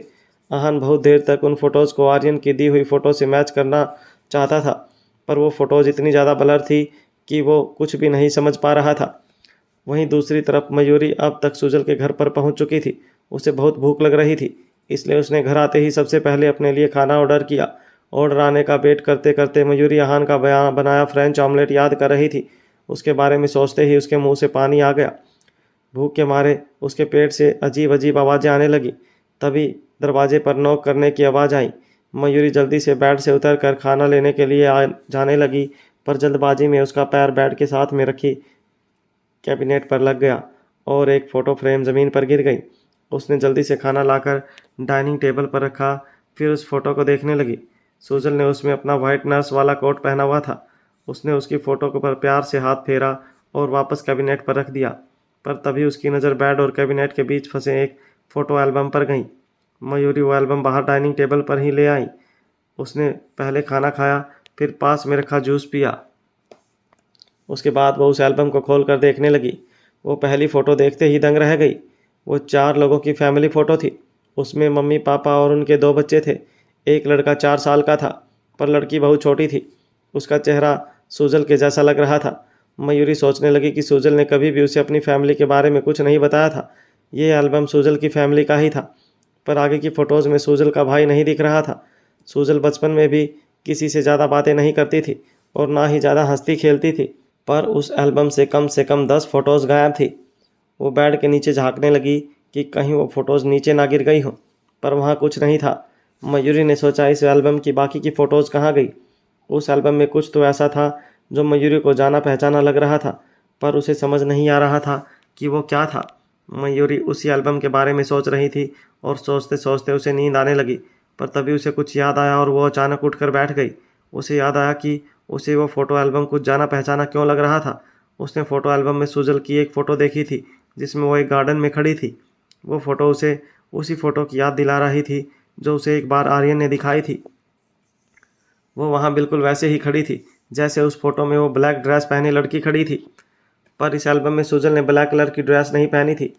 जितना मयूरी जो सुजल को जानती थी, उसे ब्लैक नहीं बल्कि वाइट कलर पसंद था।